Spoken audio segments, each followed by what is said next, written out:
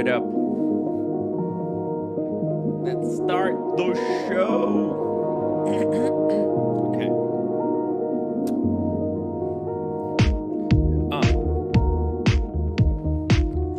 Guys, if you're just joining the live stream, please make sure to hit that upvote button. We've got a kind of a very interesting and spicy topic for tonight. Lots of people don't want to hear this shit, but we're here to spit the truth. Say as it is.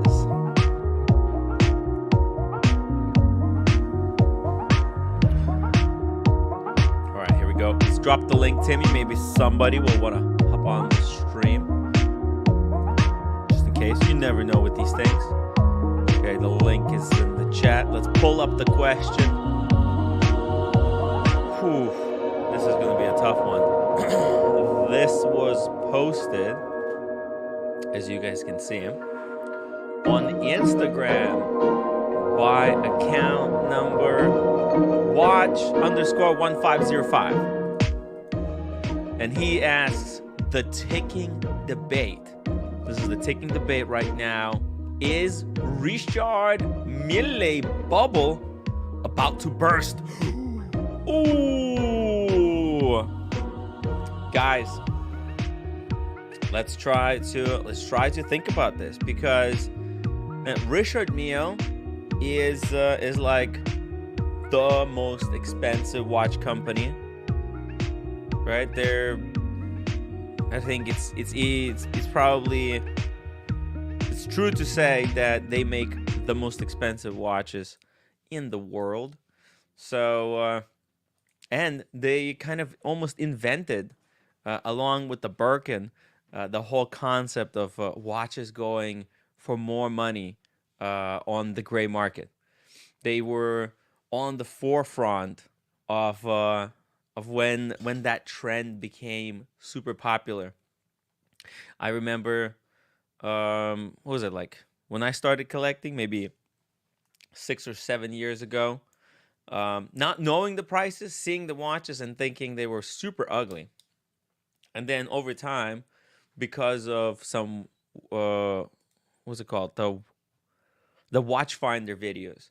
Those have very successfully brainwashed me into liking RMs. I don't know, there's just something about their aesthetics that kind of appeals to me. I know it's a hideous watch for most people, but let's just try to discuss this subject as an ongoing debate in the wristwatch space. All right, let's say hello to all of our amazing viewers, guys. Tim G, yo, what's up? Say hello, guys, to Tim G. He was actually at some boutique recently trying on all the new Pateks. I don't know. I know. Hard to believe, but true. Okay, that's why Tim G is such a mystery. JDMTL. Oh, JDMTL. I think is referring to the previous title of today's show, which was something to do with Tag Heuer's Keith edition, and he didn't like them. If you guys like those Keith edition Tag Heuers, let me know in the chat what your opinion was on it. I might swing back and talk about it as well. Also, shout out to the Watch Apprentice, who did a very cool live stream earlier today. He gonzoed in London, took the viewers on the tour from like Science Museum and through streets of London. Very cool. Next time I'm in London, I hope to take a tour with the Watch Apprentice. Tim G, thank you so much for always reminding everybody to upvote. Lindy says Belvedere Martini, 1 olive. Oh, man.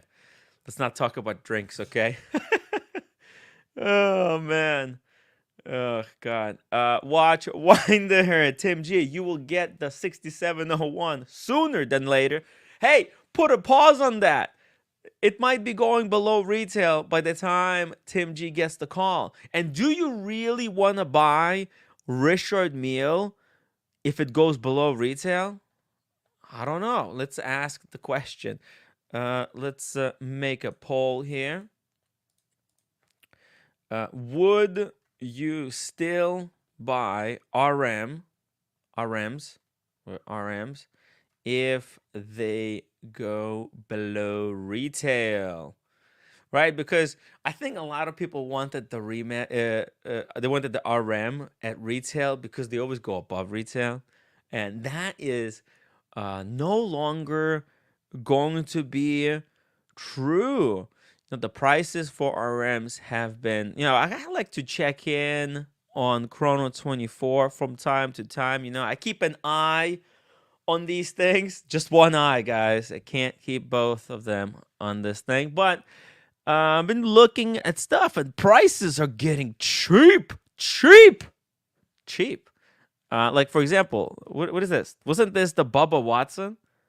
It's 350,000. It was 700K not that long ago. Is it the Bubba Watson? I might be missing up some references.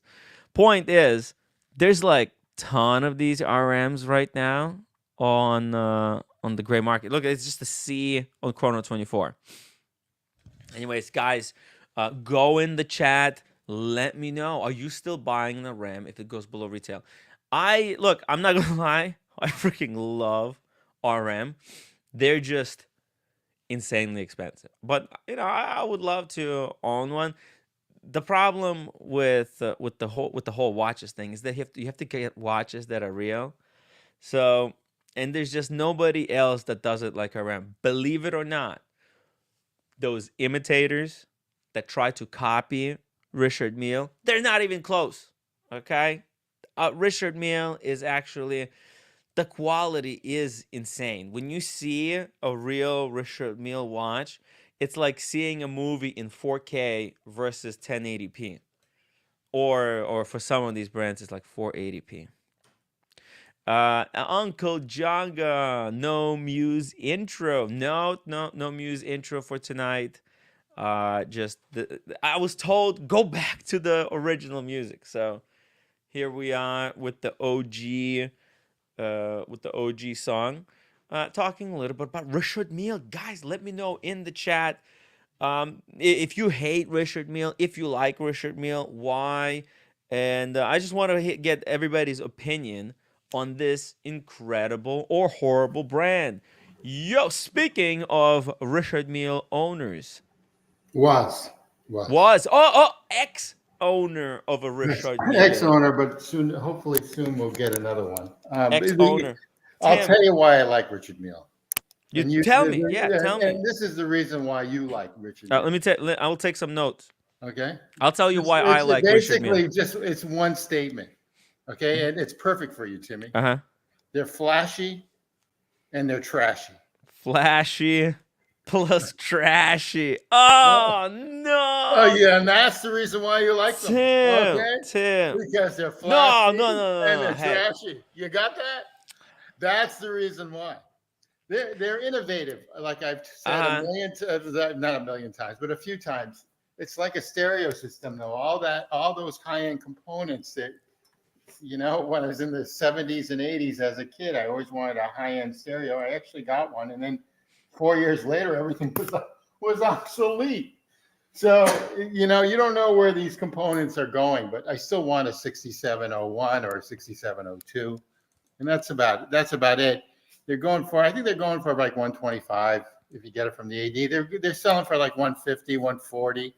Yeah, but the new Richard Milles, the prices are out of control. Like this RM I know here. I know that. I'm on the list. That's 300 grand. I'm on the list. I think they were sort of pissed that I sold mine. Yeah. But then again, I didn't get it from them because they were the first boutique in Boston on Newbury Street for that sort of boutique watch stuff. Now AB Block, Arlington through Berkeley are all watch stores. And so which is incredible, but they were the first ones that started the whole trend, and they really do go out the door still. They've got their clientele, and the minute they're made, they really go out the door. I mean, it's almost remarkable. Maybe the first or second person may not take it, but the third person will definitely take it on the list. And one of the reasons why in Boston it's because people from New York, the kids go to the colleges here and all this other stuff, and they're typically not even Bostonians that would buy them, because Bostonians are very traditional. Hey, but Tim, it might not be as easy to sell these as it was before. Obviously, Oh no, they can't I put stuff tend on to display. I tend to agree with you. Look, I actually sold mine. I'm surprised, but it was really untouched. it took a long time to sell it too. It took You about didn't sell it like in 2 minutes. it took 6 months. 6 fucking months to Yeah, sell a that's all watch. right. That's okay. That's okay. Holy I It's mean, okay. It's okay. and So look, you had the hot model, the really wanted one. Okay, look, I had one of their icons. Absolutely correct. yes, the best, like I had their icons. Bubba Watson. Baba Watson and the Nadal, the first Nadal. Yeah. Baba. I mean, I think Baba is bigger than Nadal for some reason. It's just there's something about. Yeah, he's a goofball, but Nadal really isn't. They're both good watches. Like the RM, what was the RM55? That's the Nadal, and the RM30. I mean the RM35. I mean, which is the Nadal. I forget, but he now has tourbillons and everything else. They've gone through 3 months. They do change every 6 or 7 years, which I don't know if I like or not. Unlike like a Rolex Submariner or a Patek, they sort of keep their identity with the brand, and they kind of just tweak it a little bit. RM, they'll keep the Tourneau shape, but then they'll get rid of the whole model. Like they'll keep it for 5 to 6 years. But the Bubba Watson was a icon, definitely an icon. Anyway, that's all. But look, they're it's flashy, not like, and they're flat. It's just like Miami. They're flashy and they're trashy. Okay. Yeah. All right. Shout out to Goldfinger. Flashy, trashy. Well, I tried to see some RMs while I was doing a Gonzo live stream in New York. And I'm talking about the first Gonzo stream that I did, not the third one of the night that got everybody scared and freaked out. Is Timmy okay? Is he okay? The one that you were wasting? The one where I was blasted. I had way too many. I would have never done that, but that's okay. I mean, now. Well, look, I had to, whatever. You know. Who cares? Not all of them are successful. Not every stream is gonna work. Who cares? I did like 3,000. No, wait. I did like 1,300 streams by now. There was a chick there, and there was a guy at the end. I didn't see that much of it because I was trying too hard, man. You know, I was just in that mode trying to do another live. The camera, and that's okay. It is what it is. You know, it's just that's real life, guys. Sometimes it just doesn't work out. Anyway, there's nothing to worry about. Richard Milles are still unavailable. Yeah, they're flashy and they're trashy. Yeah, they're still hard to get from the AD. I mean, they're still hard. So we'll see. I mean, I may get a phone call. I don't know if they're pissed off at me. I really don't care if I get it or not. I'd rather get a couple of these Pateks or something else. But anyway, or I still want the 16202, which I unfortunately have to get through the gray market. Those are dropping, but not as much as I thought. So anyway, they are, but Richard Milles are dropping. They're really dropping. They're dropping. They're dropping. There's a lot of them. Yes. But you know, you gotta like it. It took me a while even to like what I had. Tim, you know what? What I came to a realization here. You know what? You know that, Tim? This whole Richard Mille market, this says a lot about the world. Okay? And it basically, this Richard Mille watch market tested the limits of how much the richest people in the world are willing to spend. Well, the other thing is it was all Bitcoin. It was all Bitcoin related too. Yeah, but a lot of people who made millions in Bitcoin, they went out and bought the most expensive Richard Milles. That kid, right? That Instagram kid, remember that I met? He has this OnlyFans thing going. He's like a super dorky douchebag. But anyways, kid, he was wearing an RM with like I forgot which one, but I think he had like a white ceramic one. So, and that guy blows money like it's nothing. He just like trolls people by like spending $500,000 every month and posts it on his Twitter. What a douchebag thing to do. But there's a lot available now. There is a lot. I don't know how long it takes for the common model like the 6701 to have, you know. They're Yeah. nice watches, though. They're decent watches. They're not gonna really. Oh man, look at this one. Tell me this is not a hot watch. That's beautiful. It is. It's expensive. It's really The expensive. problem you've got though is that you can't change the band yourself. You have to bring them in. And again, the technology is good today, but who knows what it's going to be like 15 years from now. DC and LV. To be fair, anyone who worries about selling their RM shouldn't own one in the first place. That's true. I made money on it. I need money for my son's place in New York, so I haven't needed a down. I needed a down payment, so it's fine. Yeah. And I never wear it. I've learned I've only wear like 3 watches, and basically for me right now. Wait, did you make money on it? You buy it retail? Oh, did I make money on it? Yeah. You did. Yeah, I made a ton. Okay, well that's good. I mean, you could have made even more. No, not really. I think I did pretty well. Okay. I think I did. I'm not. I've seen your RM go for as much as like 700,000. I mean, I know it doesn't mean that somebody's going to spend. How about a $500,000 plus to 20% commission? Okay, that's still pretty good. I think you got out of it pretty well. Yeah. But it goes to show it wasn't, you didn't buy a watch, you bought an investment. Well, I don't know. That was a dumb. Did you wear it? I wore it twice. Okay. Yeah. Would you buy another Richard Mille in the future obviously. as the prices come down? 6701. If 6701 gets under $100,000 on the secondary market, I may pull. You might pull the trigger. Oh, but it's got to go under $100,000. They're not there. They're about 120. I've seen them as low as 120. Oh, 120. That's already cheap. Yeah, below 100K. 100K. They're about retail around 135 plus tax. So I wouldn't pay the tax. Since I'm cheap, I wouldn't even pay the tax. I'd send them to a state that I have an address in that doesn't have tax, and so you're better off almost buying them secondhand. Rohit says 150K Velcro strap. Yeah, I know that kind of tough, but you can say that about like the annual calendar, that blue dial one that I simply love. That's $73,000 for an annual calendar with the baguettes. I mean, God, is that nice? And that's expensive. So, you can say that with a lot of watches. Yeah, I guess. But I agree with them. I do agree with them. A Velcro strap. I mean, they made Velcro expensive. How do you like it? They do. It's because it's a flex, Yeah, absolutely.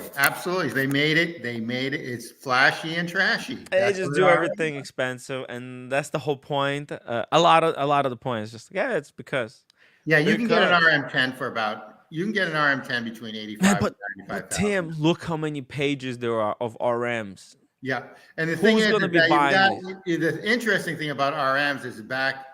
There's 30 pages, Tim. 30 pages. How do I even know that these are real? No, they probably are. But I mean, they would authenticate them. That's a gorgeous piece. If the stuff before 2018 or 2019, they have Vacher movements in there, or Vacher movements. Vacher.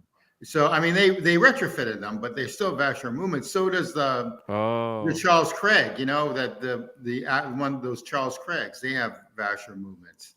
So by the way, if somebody sends a big super chat, I'm gonna reveal something. I learned some big secret about Richard Mille. Oh, interesting. It's a bit of a backroom gossip. It's gonna blow your mind, Tim. They're nice watches, though.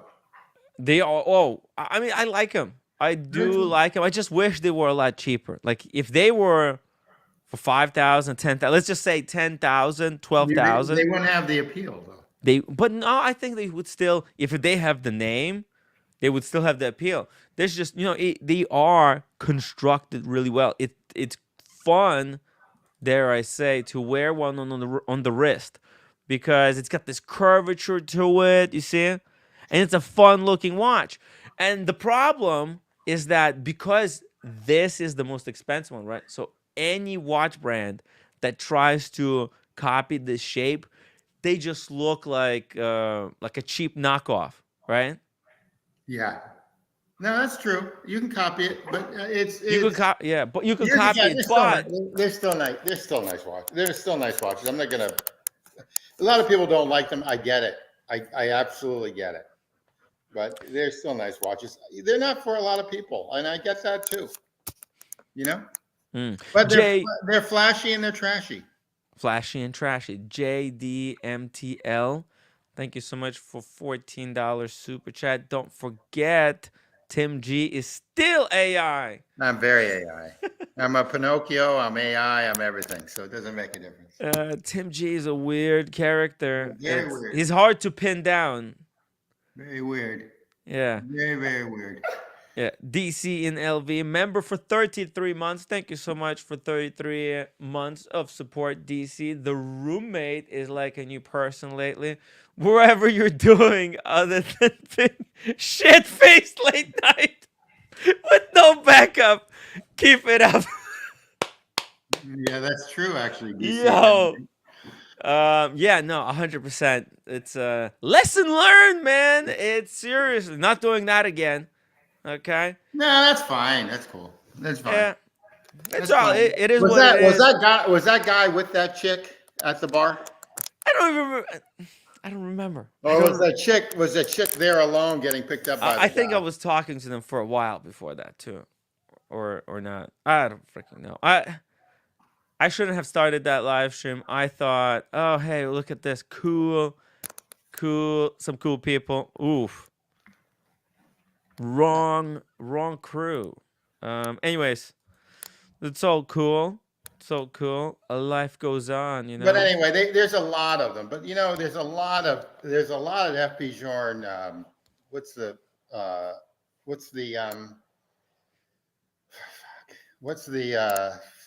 quartz model called? Which Oh my God.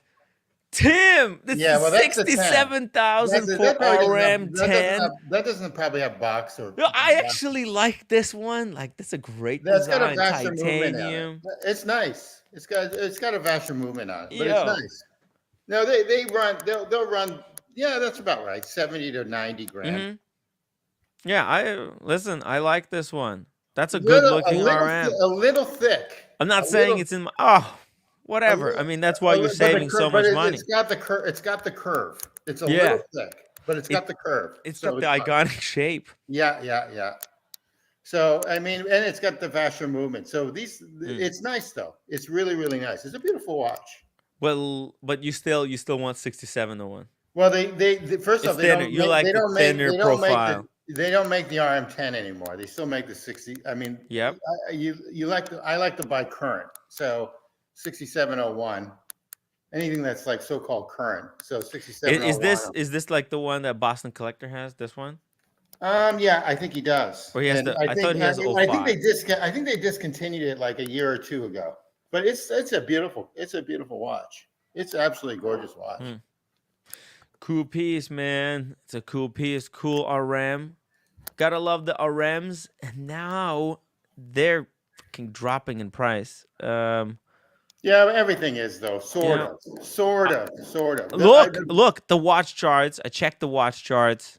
There's no sign of slowing down. Well, this is interesting what you're saying. So Mr. Wonderful says he takes the mean between Chrono 24's chart and the watch chart of the watch, and then he deducts 21%, and that's his the market value. Let me read you something that this guy on Instagram posted. Okay, this is what he's saying, guys. And if you want to get in on the debate, go follow watch_1505. He says Richard Mille is a brand that has become synonymous with extravagant wealth over the past few years. You know, that producer Michael type of flashy, in-your-face wealth. Flashy and trashy. Flashy, trashy. Thanks to its wild market appeal and soaring prices, known for its prominent presence in Formula 1 racing and its popularity among Hollywood celebrities athletes, and sports icons, Richard Mille watches are more than timekeepers. They are a status symbol. It's all about the status symbol. Do you understand? Yeah, This is why sort of, people want it, because sort of, it's all about the status. You know, you sort wear of. Bubba Watson, then you're Yeah, mingling with the best. Bubba Watson is the best golfer, right? yeah. He's a little off. Was. He's a little cuckoo, but he's fine. Yeah. Tiger Woods, I think, is the best golfer, and he wears Rolex. So Yeah. But okay. I mean, it's it's a status symbol. Is that a it's a good thing or is status that a symbol. bad thing? I don't know. I mean, it's a good I thing if think. you want to pick up some chick or something, or if you're out with something. What It's kind of chick are you gonna pick up with a watch? flashy, and trashy. Bro, you're not picking up any chicks with watches. You're picking up other dudes that want to talk wristwatches. It That's doesn't work the way you think it works in that's real life. that's sort of true. That is sort of like, unless you're in Miami. Yeah. Maybe because no, but there are gonna be some kind of escorts, and they just know or think you have the money, Absolutely. and you're Absolutely. lonely because you're spending I'm a time. I'm a single guy hanging out. That's Single exactly. guy, maybe. Wait. Anyways, let's keep going here. It says, however, recent market behavior indicates a significant shift. The brand has experienced a decrease in demand at boutiques, largely due to its extravagant price tag. Yo, these new Richard Milles that came out this year and like Yeah, last year, they're yeah. freaking expensive. They're 300K for yeah, base model. Get out of here. exactly. Three to like 700. Yo, Yeah. yeah, I mean, The tourbillons are like $500,000. It's like ridiculous. there's no, and you know what? I think a lot of people see that's a good price if you like the watch and the engineering, right? However, I think there's people who are like in flippers and they see this as Richard Mille cutting into their profit margin with such a high price tag, because a flipper might buy it for 300, but he won't be able to sell it for 600. That's going to be a tough sell. Yeah, you shouldn't. You really shouldn't flip. You shouldn't You really flip shouldn't the flip it, but model of watches unless you need the money. I mean, I hate to say that, but yeah, you then you're should. most likely No. gonna lose. Then you're gonna most likely lose. Well, But I understand. I understand why people flip. But I mean, buying like, I mean, they're all beautiful watches, but like a Rolex Steel Sports, you're gonna be lucky to make $500 on that if you flip it. Now. And these type of watches, I think the 6701, you probably end up losing money on it if you flipped it right now. What, 130, 135 they're going for? Probably get them for like 125. You probably get like if you sold it if you sold it to, I don't know, if you sold it to a European watch company, they'd probably give you 115. How much do you think you would be able to get for this one? I don't know the model. This Give me the model and let me know if it's a tourbillon. no, it's not a tourbillon. It's RM 3001. I bet you, what is that going for? Like on 180, No, 190? 280. Okay, 208. So I'm way off. So you probably get, I don't know, you probably get around there, 200, 250. That's actually a nice watch. Well, yeah, but you're not gonna be able to get it for like you won't be I able. think you would have a hard time selling it. Let's put it that way. Yeah. I mean, So they're homes in the United States. but so you know, for that if these price. were 150,000, I think you'd be much easier to sell this one. Yeah. So, well, you know what? Let's take a look. Take a look at Chrono 24 on this. Oh, okay. Let's check. RM 31. Okay, well, let me finish this Yeah. this Okay. article. Fine. Okay. Fine. I've distracted you. Sorry. Okay. Similarly, there has been a noticeable drop in prices for various models in the secondary market and at auction house compared to the COVID-19 pandemic period. People are getting out of watches, guys. They're doing. Well, I think they're getting out of luxury goods. I think luxury goods are going to have a hard time within the next, between now and like the next 3 to 4 years. I think maybe not a Birkin bag or there's still a market, but I mean, like your typical Louis Vuitton bag, I think they're going to have some problems. The trend prompts a crucial question. Is the Richard Mille price bubble bursting or is on the verge of exploding? Wait, exploding. It can go back up. The future of Richard Mille's market positioning remains uncertain as the brand navigates through the changing dynamics. Auction houses are on the ground zero venue to reveal. Oh, that's how you sell Richard Mille. You can't sell it for cash. You have to auction it off. Right? In order to be able to get, you go to a high-end watch dealer and they'll find it, but they're going to give you'll 15 to 30% commission on it. Mantra says, call the European watch company and tell them you have an RM to sell. You will know only Mr. Richard got rich. Let's see. Well, I had European watch company open for Richard Mille here. They only have one, and it's this one, the RM10 in rose gold.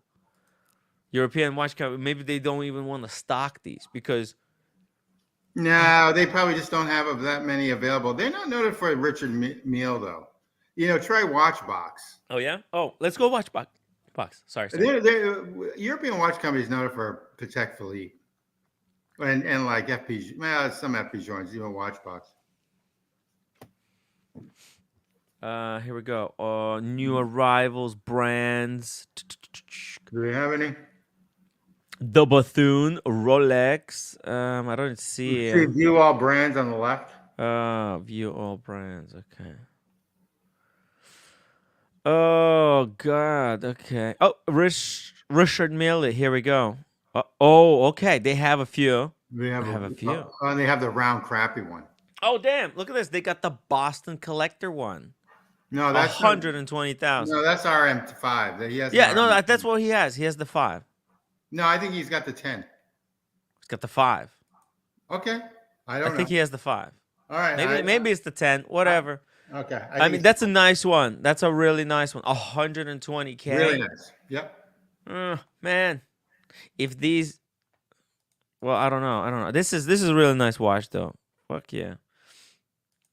Very simple. Very elegant. DC and LV says he's got the RM10. Okay, RM10. I don't know what the difference between the RM10. Look at the RM. Look at the RM16. Do you like that square one? Oh, this one, the 16. It's wacky. It's so wacky. Look at this. What the fuck? Yeah. Oh my god. It's wacky AF. I could go for one of these. It's cheap.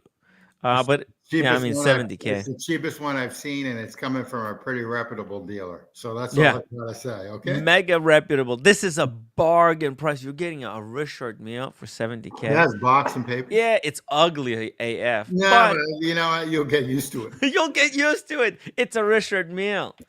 You're getting a bargain Richard Mille here. This is bang. This is like one of those bargain bins.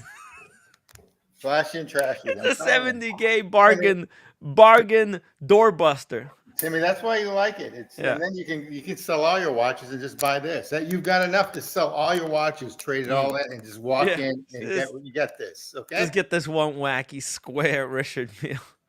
Yeah, I mean, get rid of everything. IWC, the Panerai, the Grossman, the Daytona. Oh my God! It's the full. The Air King. Do you have a Hulk? The Hulk? I don't know. You have one with the green bezel for Rolex. I don't know. Anyway. Yeah, no, the Hulk. I would love the Hulk. These round ones, I just don't get it all. Okay.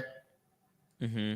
They try to sell me, like, I think last year when I was at the RM store, the St. Bart's. That was St. Bart's racing team. Mm-hmm. And they only made, I don't know, so many of them. And they wanted like 200,000 for it.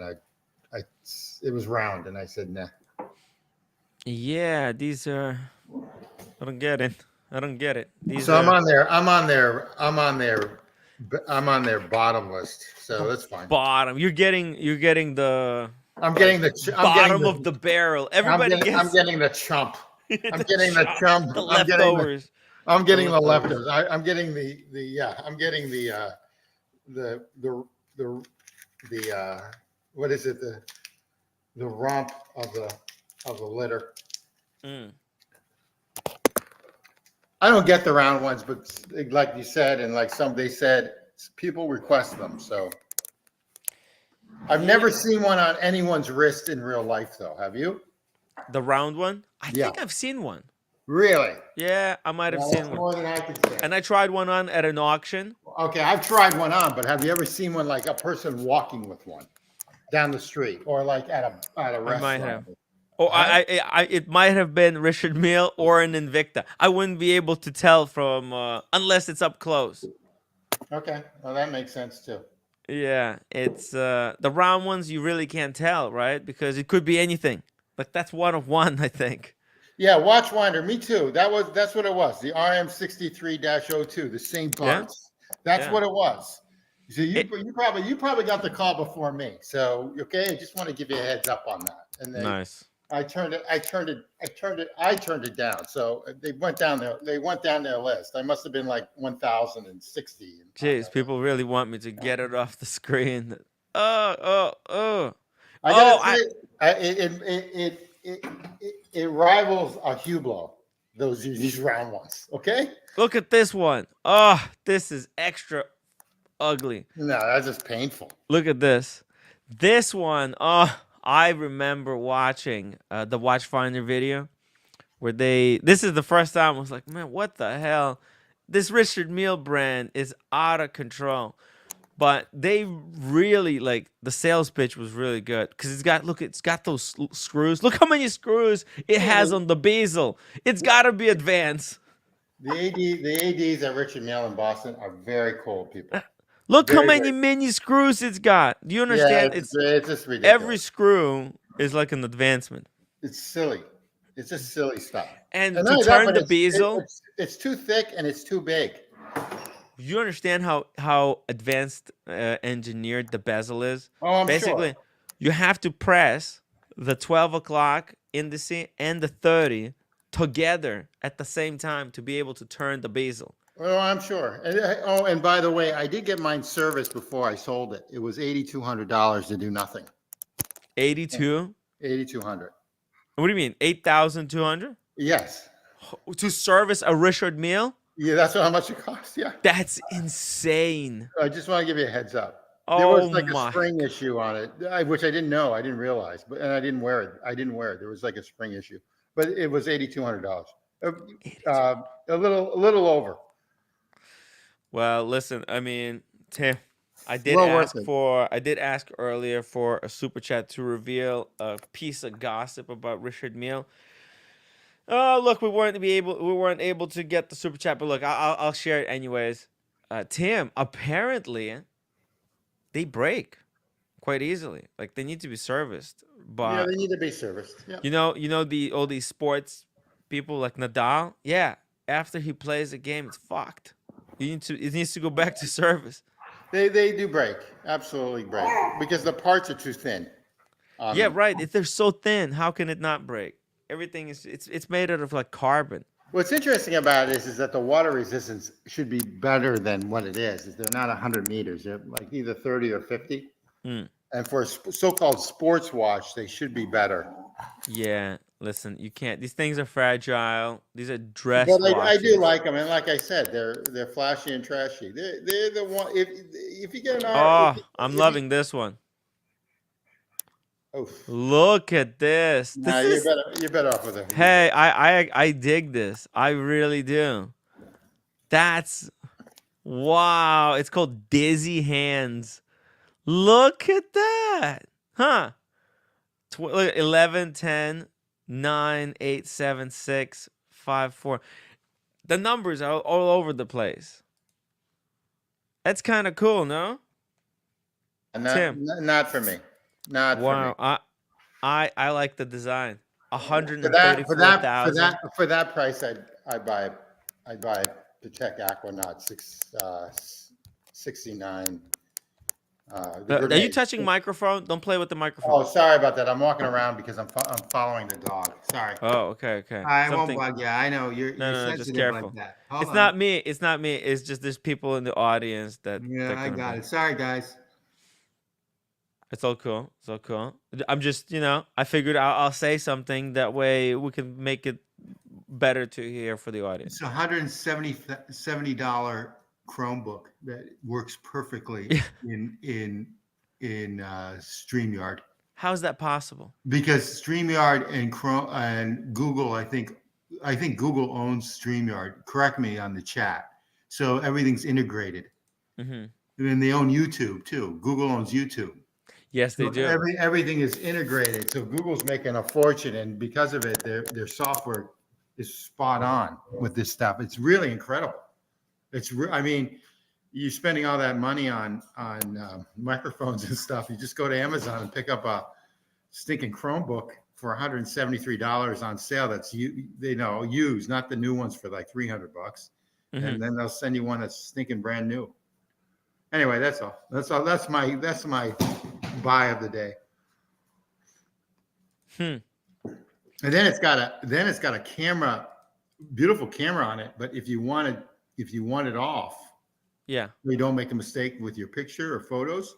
It's got a shutter on it. The shutter. That's something, because you know what? People hack those cameras. Oh, absolutely. Yeah, absolutely. they get hacked. So this shutter is always off, no matter what. So even if I'm on, I'm off. So it doesn't really make a difference. Exactly. It's brilliant. It's kind of old school way to do things. Yeah, absolutely. Hey, it's mechanical. It's mechanical. Russell 996, Watchbox have all the round RMs ever made for sale. What? Yeah, they probably got a dump on them. Did they? Where did they get the dump from? They've got a lot of RMs though. I mean, they typically have 16. a lot of, yeah, that's a lot. It is a lot. Yeah. Oh, look at that! They got a 6702. That's nice, right there. This one? Require with price. Yeah, those will go for like 250. 250. Oh, you know what? This is the guy. He's a tennis player. This is the guy that beat his girlfriend that went to court. Oh man! And so they cut his model. They cut this model. Man, he was beating his girlfriend, and he admitted, he just said, yes, I was beating her. Jesus. You know the crazy joke that could be used here. Well, anyways. Yeah. Yeah. I mean, look, Richard Mille, right? It's pretty cool RM there. I like it. Those Zverov. You know what the Zverov means in Russian? No, I don't know. It means animal. Oh, that's funny you mentioned that, because he's really Russian, but he claims he's German. So they migrated over to Germany, and now he lives in Monaco because he's a rich tennis player where he doesn't have to pay taxes. He's a baller. Yeah. That's how it is, man. He could have been much better than what he is. His head's not in the game. Really? So and he beat his girlfend. And he beat his girlfriend. Who was smoking? He shouldn't have done that. That's and he admitted. That's not a nice thing to do. No, that's awful. It should be the other way around, when the girlfriend just beats you. Yeah, exactly. Like the roommate. It's like super slaps. It's more fun, actually. It's more fun. Exact. I don't mind it. Mm-hmm. Me neither. All right, let's see it. What other RMs do we have here? Watchbox has got tons of them. So where did you hear that they break? Where did you hear they break? They go on service at the Moser event. Yeah, they actually do. Yeah. But, you can say that about AP's chronographs. Can't say it about Rolex. No, Rolex are tanks. Yeah. But that's why you don't see the movement either. Mickey played baseball with it for what, like 10, 15 years, he said? No issues. I used to play tennis and golf in my GMT all the time for like 15 years. Never had an issue. Never. Lindley says he beat her 6 love. Yeah, that's right. That's right. That's right. Yeah. I wonder if the watch was damaged because the impact. Anyways, Watchwinder Tim G is Well, on fire tonight. once in a while. So I need the A crew to come on so I can get off of this, but that's all right. We'll hang on until like some smarty comes on or something. Good looking guy. Yeah, I need an RM for roommate. So when she smacks me to the side of my head, the watch doesn't need to get serviced. I'll tell you that one on European Watch Company for 67,000. The one that's like the one that looks like the it looks like the rectangular one. That's actually a good deal, a good buy.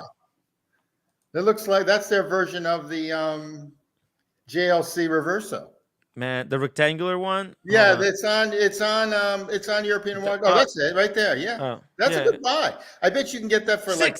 Yeah. I bet you could probably get a discount. They can probably drop it even more for you. I'd start bidding on it at 58 and then see where you can get it at 62.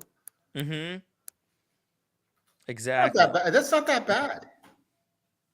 Yeah, no, it's 70K. It's below 100. There's also, but by the way, there's other watches here. Check this out. There's this one. Not much more. 75K. Yeah. Look at this freaky thing. For that price, I'd rather get a 16202. Oh, look how thin this is. It's like a doubloon. Yeah. Wow. Oh my God, Tim, I like this one more. Look with the micro rotor. Micro rotor. Yeah. Jeez, this is like the best RM I've ever seen, to be honest. Are those sapphire? Oh. I don't know. I think they're just. I don't know. It's got a Peter Mille. It's got a Peter Mille dial on it. I don't know. I like. What do you mean, Peter Mille? What is that? That's that watch brand. That's that watch. Careful brand. With the microphone. Careful with the. Sorry. Anyways, Peter Mille. I don't know. I don't know. Jean Cartier says if I got the cash, I would buy the RM 5001. Kimi Raikkonen. Oh wait, is that with the 5004? He said. Jesus. Wait, pull that up. Let's pull that 5004. Is that with the Ronin inside? Oh no. Okay. This is what the crazy one. Look at this. Yeah, Jean Carter. That's exactly what it is. It's a Bulgari knockoff. Spot on. Whoa! What the hell? Oh, that's wild. Oh my God. Look at the yeah. Look at the dial. Look at the dial, and then look at the what's the thing on the right called again? Help me out. My mind's fried. What the crown? The crown. Thank you. Look at the crown on the damn thing. Now that's a sexy, crazy beast. I even like the color, but this is carbon. I'm not even sure what these things are, but these hands. I guess it's for the chronograph. But man, I wonder how this thing works. Looks wild. Pedro Bermudez, $5 super chat. For me, these RMs are so overpriced. They are. They're overpriced for everyone. But yeah, it's not like I'm going out to be buying one. I just think it's an interesting topic to discuss, to touch on. RMs, they're the top of the wristwatch food chain, if I may say so, right?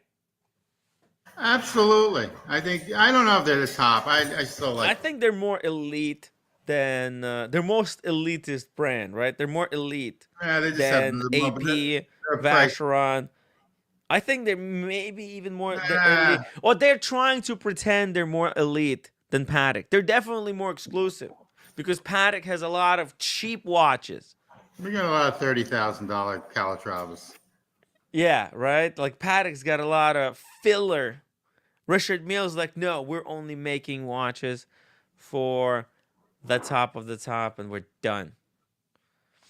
Yeah, exactly. It's for F1 drivers, some legend, right? Richard Mille only makes watches for legends. Kimi Raikkonen was a former F1 driver. The number 7 was his race number. Okay, number 7. Does this thing have number 7? There it is, in the corner. Wow. What a Phew, and what the heck? This thing in the back. So Jean Oh, Cartier knows a lot about RMs. Come on the stream. Put your icon or whatever is oh, that. Jean Cartier. You asking if he wants to jump on the stream? Yeah, jump on the Oh stream. well, listen. If anybody wants to jump on the stream, let me drop the link. If You know somebody more wants than to, I do. That's it's I all didn't good. know that. Tim, I don't know how much you can say, but listen, I've still got some topics here. It's all good. Yeah. Let's see. I dropped the link. We If can go. We can talk about we can talk about tags too. I love Tag that. Heuer. I love Oh that. man, you would I love love to that talk about Tag Heuer, $1,500. right? I love that $1,500 tag. But we'll talk about that later. Yeah. Okay. That's Well, me liking a tag. hey, Smiley this, face like that right there. The who's the singer that sings Happy? That's his watch. Something Williams. What's his name? I mean, I'm losing my mind. But anyway, the RMs are cool. Definitely cool. yeah. What do you think about this thing that Oh, they that's just made? This is the ridiculous. only watch. That's just ridiculous. That's just silly. That's just Yeah. stupid. Okay, that's just stupid. Oh, Not only that, but someone can really steal that. Like walk by, from your neck, like just yeah, just grab pull and it and run. run. What is this gonna go for? Like I don't know. It looks like 10 it million? looks like a Cherokee Indian, like That's what I thought. The roommate was saying she thinks it's Mayan kind of looking. okay. I thought it was Wow. Cherokee Indian, but that's okay. Well, It's it's an Indian motif. Indian it's motif. got some Indian references Right. there. Yeah. Absolutely. Like Native American. Native American sort of thing. Yeah. Yeah. Yeah, but I think there's like a lot of mythologies kind of thrown in together. Yeah, Gene Carter. That's it. Pharrell Williams. That's it. This guy that sings "Happy." Yeah. Oh yeah, if you're his. happy and you know it, yeah. Pharrell Williams. Yeah. He's like a freaking genius. What is He's a genius marketer. He's doing something else now. I forget. He's working for Louis Vuitton. That's it. That's it. Yeah, I saw him. Yeah. What the fuck? I like him. I Wait. actually like the guy. Okay? Yeah. So wait, I mean, how does he go from singing "Happy"? If you're happy, I don't know. and you know it, clap your hands to. I mean, whatever. You know what? He doesn't piss anybody off. He's got a good personality. He's just a positive guy. Maybe that's why. Yeah. You think so? You think that's it? Yeah, he doesn't piss anybody off, and he's always like happy. He's always happy. Jeez. Okay. Well, hey, he was wearing F1 Richard Mille F1. The ultra thin one. Somewhere I think there was like pictures circulating. Okay. Well, he's a great marketer. He can market. And he probably makes a ton of money doing it. Yeah, I mean, look, I don't know if he'll be able to sell it for more than he bought it for, right? I think Richard Mille really effed. Get it? Yeah. The F1, those owners of the ultra thin one, because the price they put in at 1.88 million. That's just. Well, what do you mean? Remember the ultra thin they had, and that was going for like $2 million, and now. No, that's the one I'm talking about. Oh, that's it. Yeah. I think they fucked their customer. Oh, they did too, and then someone just came out with a new one that's like only like 300 grand, and that's 300 grand or something. Yeah, it was Piaget. Piaget just beat them again. That's it for like 1/3 the price, or I don't think they sold. So this is like they really shot themselves in the foot here. Someone wore that on the Oscars or Grammys or something. Someone did wear that, Richard Mille. Yeah, I think it was Pharrell Williams wore it. Okay. Yeah, that's it. Yeah, we were talking. You're just talking about it. Okay, we're good. Anyways, I mean, Richard Mille. This is just a silly piece. Silly. This debate is gonna go on. Is the bubble going to burst? Do you think there's a possibility that there's a sudden breakage of the floodgates and Richard Mille just start dropping like a stone? I think they'll drop maybe 20% stuff, but look, Tim. I think Richard Mille is on the like. If one thing goes wrong, I think it could all just be effed. But They need to do something. They need to somehow reinvent themselves, or Yeah, reinvent. I think they're doing just fine. Yeah, Yeah, they'll be fine. Yeah, I mean, they're still hard to they're get at independent, the. right? This is the most important thing to know, is whether Yeah, they're they're independent, they are, right? Like AP. Yep, they're Okay, they can independent. cut production, and yes, they're not gonna make as much money this year, but like But their profit they margins, still they're making crazy money. It's just yeah, their hey, it profit was an margin. extra good year. You take that as you pat yourself on the shoulder and you keep strolling, right? But these boutiques that they have, they're expensive. The rents and everything, the Mm. upkeep and everything else. They're really. I'm curious on how IWC and like Panerai boutiques are really going to make it. If they didn't have Richmond behind them, I think they're there just for a billboard. I mean, I have a hard time justifying their space. The one in New York, the IWC in New York, you even said the space is massive on IWC. Hey, Crackers 2549 never have liked RMs. They are all silly. And JMB, by the way, I closed down the poll because we had 100 people who voted. And would you still buy RMs if they go below retail? 82% said no, they wouldn't. No, certain It, people, like it's you said, they're flashy and they're trashy. as That's this what is they what are. I'm saying. The demand, Tim, has basically collapsed. There's not a lot of people want them. The appeal of them being going above retail, and them being in that 100K, and then be able to be flip it for 200K, that was the appeal. But Not man, anymore. Yep, not anymore, unfortunately. not So, anymore. but look, if they just close down production a little bit, cut the production, maybe introduce some new stuff. I don't know. They need to refresh the brand, I think.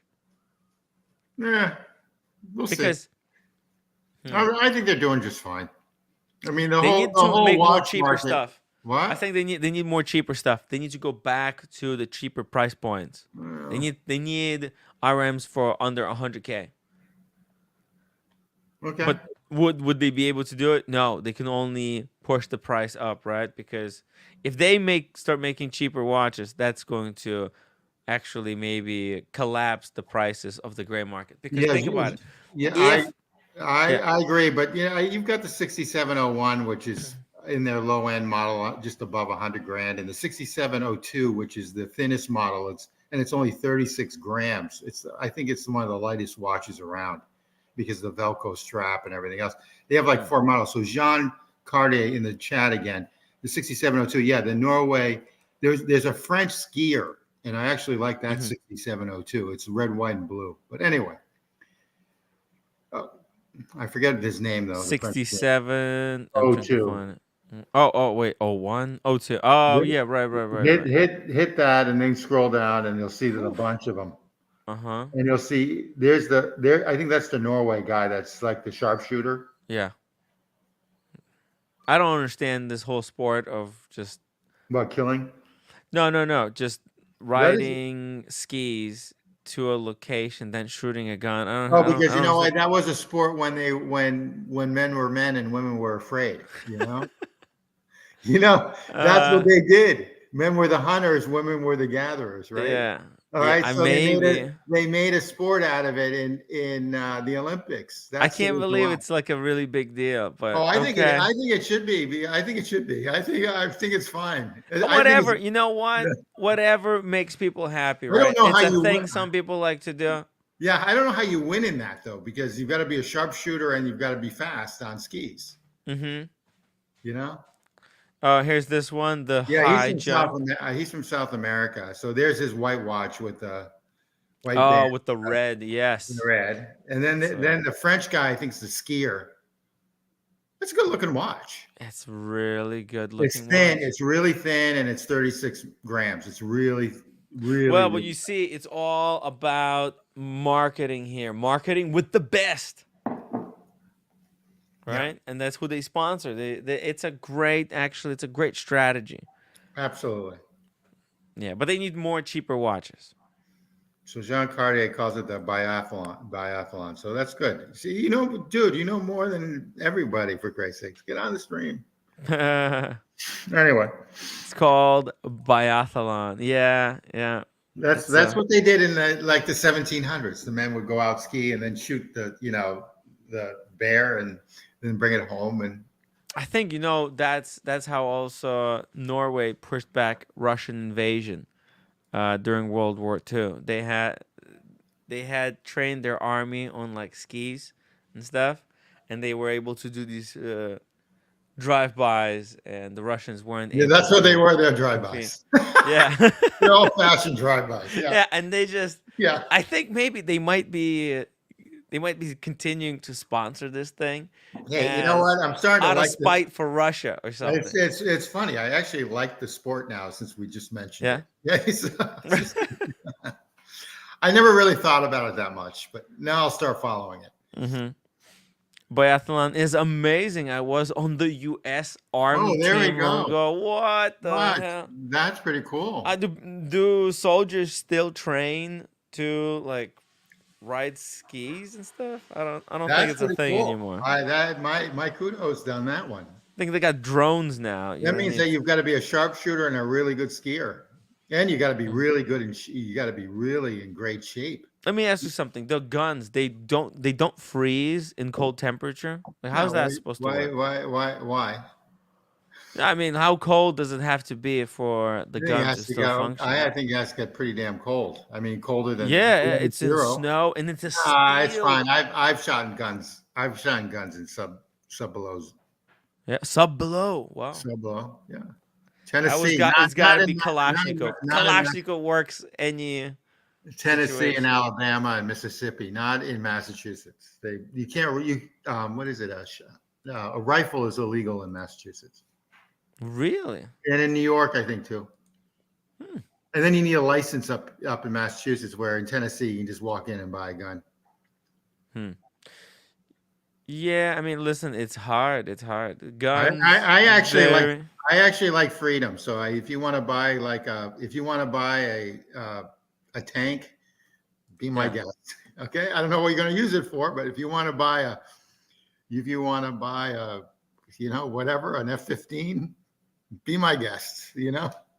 Yeah, I don't know. I think I was freaking traumatized. No, I get by it. guns. Because I had this guy. When I was 16, I was working at a pool here in Brooklyn, and when I was a lifeguard, right? Yeah. And there was this retired cop. He was always like doing drugs and coming to the pool. And one day he like, hey Tim, let me show you something cool. And he takes me into like a locker room and just throw. You know how somebody would throw you keys from like across? And he threw you a gun. He threw me a gun, like a fully loaded gun, man. Was it loaded? Was the safety on or was it not on? I don't remember. I think it didn't even have. It was old school, no safety. Oh, that's a freak show. It was like one of those detective guns, like a mini gun. It's not like a big gun. That's a freak. It's a little gun. It's like a lady gun, a 6-shooter. Yeah. That's a freak show. Little pistol. It scared the shit out of me, you know. Of course it would. That's a freak show right there. You got to respect guns. Like when revolver, exactly. When my kids were younger, there were no toy guns because I had guns, but I had no shells or bullets in the house. So basically, there was like respect. And actually, my daughter now really can't stand the whole gun thing. So, it's interesting to see how people evolve. But she has shot, everyone in my family has shot a gun. I had them trained by like TSA people. And my son actually has a license, even though he's not living with me anymore, license in Massachusetts to carry. And I don't even have that. So, and he's not even gung-ho about it. He just has it. So anyway. When I was growing up in Ukraine until 13, there was no guns in Ukraine. No, that makes sense. Yeah. And that makes sense. That makes sense. And also you were rich. The Soviet Union guy was Chovanov. Who was the head of the Soviet Union back then? Whew, I don't know. It was 1990s. Yeah. Anyway, let's move on. But this is a kind of a cool sport. So whoever you were again, who was the Yeah. person that did this in the U.S. Olympics? That's pretty damn cool. Mm. Lord of Fleck, Tim, it's metal. It works in sub-zero. There is no battery or oil that will freeze to stop it like your car. That's exactly correct. Okay. It's just some powder and But it's steel. really easy. And once you, if you did it like 4 or 5 times, Gorbachev? Are you talking about that's it. Gorbachev? Gorbachev. Holy God, this guy is really smart. Holy crap! Yeah, that's it. You were around during Gorbachev. Was I really? Yeah, he was like, in my opinion, he's worse than Putin or whatever his name is. Worse than Putin? Yeah, he was when he was around with Reagan. I mean, he was. Yeah, didn't he say, Mr. Gorbachev, Yeah, tear please down that wall and hit that upvote button, guys. If you're watching this stream, if you're still with us, if this RM topic bores you, just let us know. Yeah, I think it might be. This might be boring them, but anyway, it might boring them to death. I mean, look, it is what it is. This is the state of affairs right now. Richard Mille, I thought it was an interesting topic. As a huge fan of Richard Mille's and of tearing down walls. You're flashy and trashy. That's why. Flashy and trashy. It's a cool. It's a flashy and trashy watch brand for people with a lot of money. I think this is a beautiful watch. This RM35. I think it's a nice watch. But is it beautiful because of engineering and design, or is it beautiful because it's $305,000 and that influences you? Yeah, well, I think it's just beautiful. I wouldn't buy it, but it's a beautiful watch. Even if I had the dough, I wouldn't buy that. So anyway, all right. Daniel Katz, 279 super chat. Bored. Daniel, hop on the stream if you want to chat some watches. We're gonna talk about some stuff. Hey, I got a whole bunch of motor things here that I wanted to go through. Where is the market? Why am I so afraid of Richard Mille bubble bursting? I wanted to, explain that, hey, I think something might happen, something big, and there's just, I don't know, other people, they're just like sticking their head in the sand and not basically just lie to themselves. Hey, speaking of head in the sand, Daniel! That's my representation. There he is. Hey, I like your. You know what? You're wearing cool glasses, and Timmy's not wearing them this go around. Daniel, it has thus been determined. You know what? I'm not gonna go to London. It's not worth it. Oh yeah. Yeah, it's basically. Somebody took a look at some stuff for me, and they basically said everybody who wants me to go to London. Well, no, there's a lot of people that want me to go to London. Want you killed. They want you killed. But yeah, well, yeah, I don't want to die. Oh, yeah. So I figured, you know what? The roommate already took those days as a vacation, right? Which is kind of makes her committed to doing. So I thought, okay, and she wants to go to Venice. Oh, isn't that funny? Yeah, exactly. She's never been to Venice and Florence, and that's where you're gonna be. Yeah. So I figured, you know what? Forget about. Okay, listen, I'll go to London next time or on a different occasion. I don't want to. Right now, it looks like there's gonna be trouble. I don't want to cause trouble. I don't want drama. People say Tim is all about drama. I don't want drama. Okay.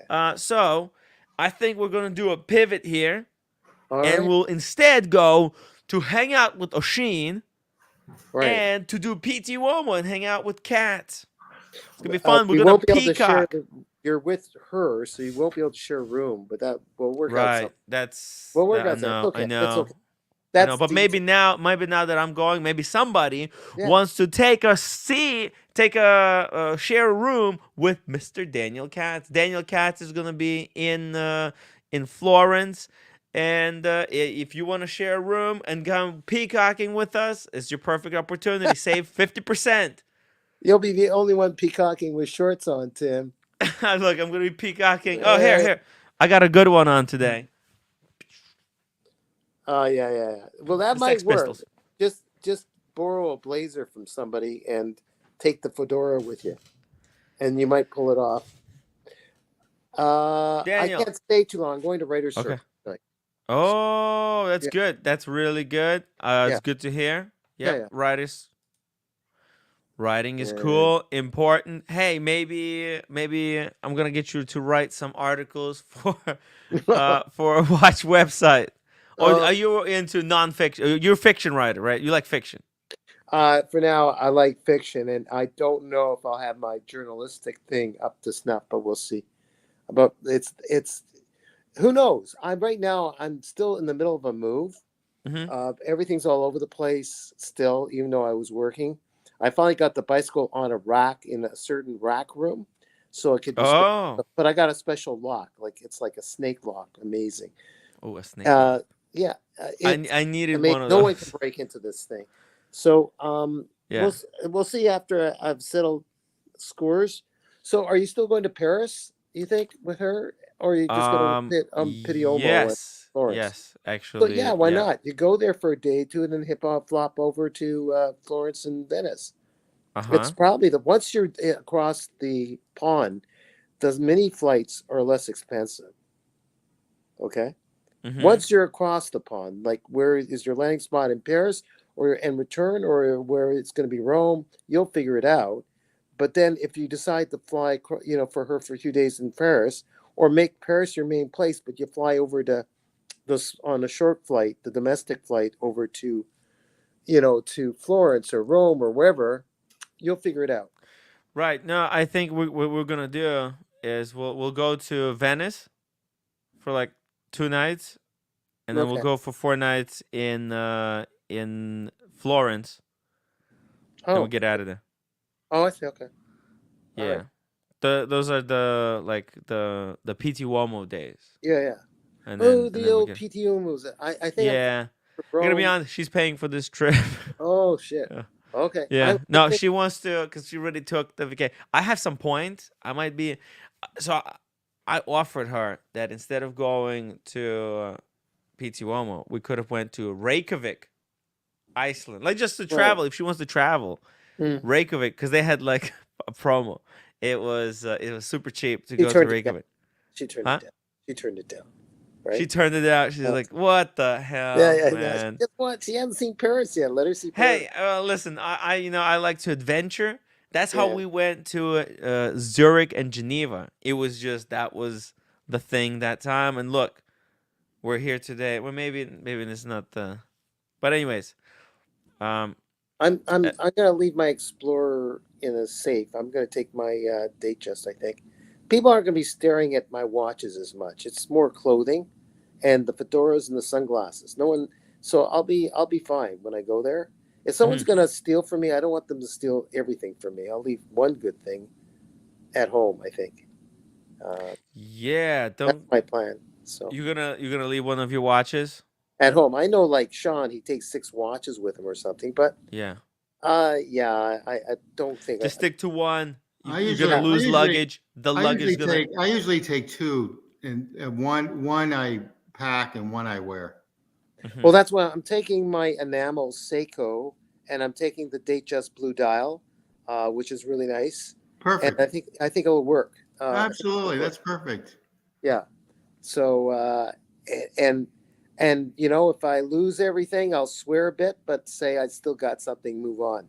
So that's the way I'm looking at it. No, that's the way you have to look at it too. And yeah, two watches is plenty. One to carry. The other thing is that sometimes customs in some of these countries can be a little weird. Yeah. My dad was really good this way, Tim. Mhm. When something went really bad on something, a business deal or whatever, I hear him say, or he got a ticket or someone nailed him with something with a tag, and he'd say, beep, beep. He said, like he swore. And then the way he just went into salvage mode and, Uh okay, huh. let's do this.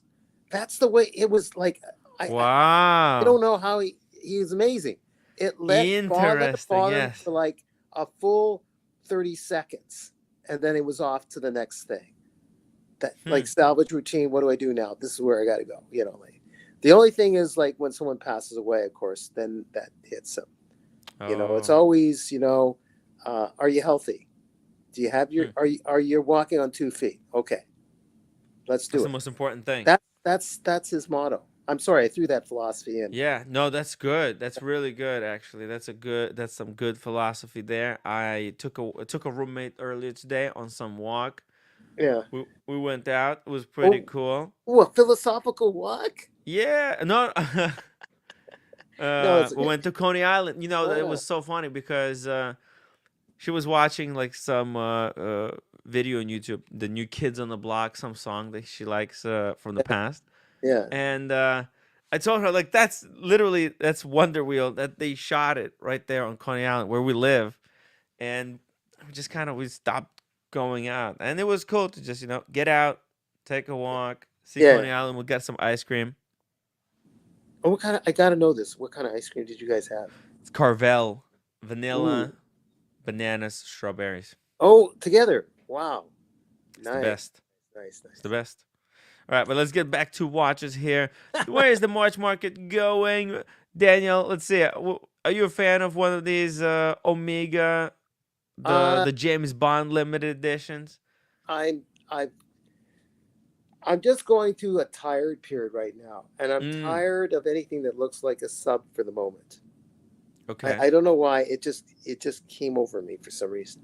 They're great watches, and this is a competitor to a sub. It's its own thing, the Seamaster. Yes. It's its own game. It's got a beautiful, what's that? Beads on rice kind of dial. I mean, bracelet. Strap. Oh, it's shark mesh or shark mesh. Oh, shark mesh. Yeah, it looks sharp, and I would get yay. Yeah. The summer is the best time to go. Right. That's why it's gonna be really cool. What do you think? You want to go to Iceland? How come they're giving discount? Usually discount is for I don't know. Nobody wants to go. That's the Geneva thing. She could be my clothing coordinator. Yeah. Even offering. Daniel needs you to coordinate his clothing. What do you mean? You I'll have to come to Italy now. Yeah, and she'll say, "Don't wear that. Wear this." Looking at the last time we got the deal for Geneva. Yeah. Remember, it was fun. Nobody went to go to the Geneva November. Yeah. After we left, now starting snow. So that's the our time period was just rainy. It sucked. So yeah. Yeah, but this could be fun. Reykjavik. Yeah, I mean Iceland. Think about it. I'm just right now searching. Yeah, search. Oh, she's searching Iceland. Okay. It's nice to go there. Yeah, it's really nice over there. So I've been to Iceland a few times. It's really safe. Reykjavik is really, really safe. Yeah. It's really expensive. Ooh. So like a burger is going to cost you like $35. Holy. They have great restaurants. They have, and it's a beautiful city. The people are absolutely wonderful. And on Thursday nights, they go nuts downtown in Reykjavik. It's really safe. It's did you go for the I can bring my whole watch collection with me. What's it, the famous whirlpool or whatever they have in Reykjavik? The natural was it something springs whirlpool or whatever it is, TNG? Did you go into that? Like, they're famous for their water. It's, what is it when you go in a bath, but it's a natural bath from nature, not your usual whirlpool. It's not a whirlpool. I forget what it's some kind of water. It smells a bit, but it makes your body feel great. Well, no one's reacting, so I guess no one went. But they're famous for that, Tim. Ah, I get it. Yeah, okay. Yeah. That's one of those things. They're into alternative health big time. Alternative. Yeah. I mean, listen, it's a possibility that some of that stuff could be true. I'm not going to lie. This quack, Daniel, some of it could be, No, Daniel. No, I'm serious. I thought that it was all bullshit. Yeah. But now I'm coming around. I'm starting to think maybe. Listen, there's possibility some of that stuff could be true. Yeah, I need to get into it to totally understand. You don't have to get into all of it, but remember, Red Shovel decided that I'm 143 years of age and I'm still here. Yeah. So Yeah, exactly. No, you got that longevity that nobody can take away from you.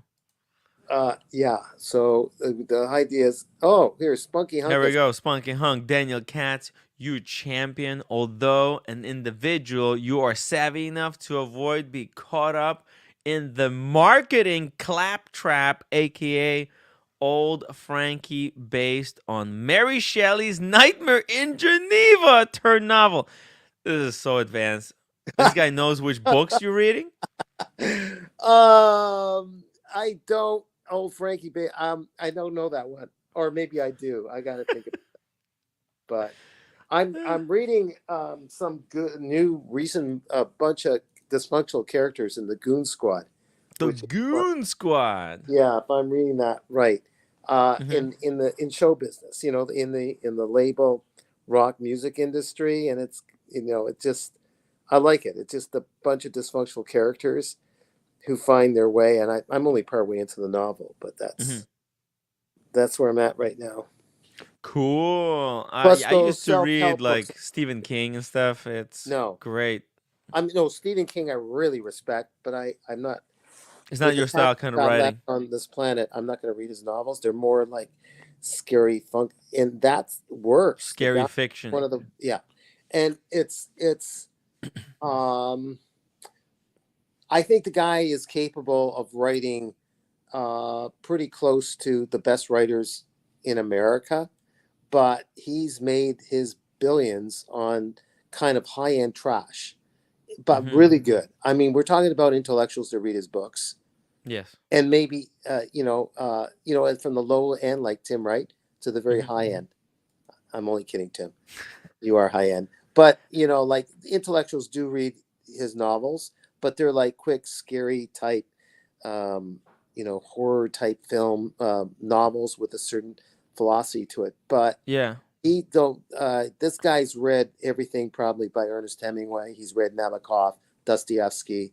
He knows how to write like that, like Murakami Haruki, who really reveres Dostoevsky. that's really But he's decided to go this angle, and the publishers love him, and he's realistic. raised a bunch of kids that are adults now. He's done okay for himself. Reads heavy Stephen King. Oh Stephen yeah. King. Like he's capable of writing that heavy duty stuff, but for the moment he doesn't choose to do it. Yeah. But what he writes in his genre is very good. Now we're way off from wristwatches. Way off. Yeah. No. It's all good. It's kind of literary stuff. Check the Iceland roommate. Okay. Stephen King is very good.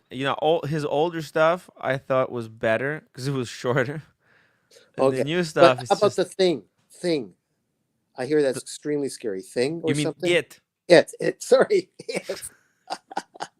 I didn't read it. Have you read it? It's one of his best, isn't it? I don't know. It's a really interesting novel. You have to read it. It's better because as a novel, it's a two-parter. Okay. The first part is when they're kids, and then the second part is when they're adults. It's a very interesting concept that he explores. Very realistic. I found the novel to be better because I thought it was scarier, the novel. Okay, let me rephrase that. I was sounding snobby. I haven't written a novel. The movie's really good. Is it? But did you see the movie? He was there to give feedback to the director. He was on the set. That's why it was pretty good. It's he helped, but within it's a very tough concept to do. If Ernest Hemingway was alive today, had read Stephen King's novels, and they met at a cafe, these guys would be like brothers together, just with different approaches to writing a novel. Both intellectuals, but in a different genre. His genre, Stephen King, reached a mass audience in a different way. Yes. And Stephen King was getting a little deeper into some stuff that's like could drag a bit, but was beautifully philosophical and so on. And Stephen King was out to hit some home runs, and it's just a different approach. And some people call it shallow, but you know what? I underestimate Stephen King. He's probably just as deep in certain ways as guys like Ernest Hemingway. So good for both of them. And you liked it. You liked it, right? Yeah. Oh yeah. Okay. It was great. Okay. It's Maybe I'll great. I think this was one of his things that he said in his book on writing, that it was kind of early before he started writing. Like he was self conscious about writing right. kind of mass market trashy kind of stuff. Yeah. Yeah. Or it could be considered trashy, but Yeah. he's like, you just do what you enjoy, and he enjoys writing this stuff, and it doesn't matter Well, everything else. He does it effing He well. writes for Yeah. Okay. yeah. He writes for himself, stuff that he Right. enjoys. And So let him do this thing. F what I was thinking before. yeah, That's just Eh, presumption. yeah.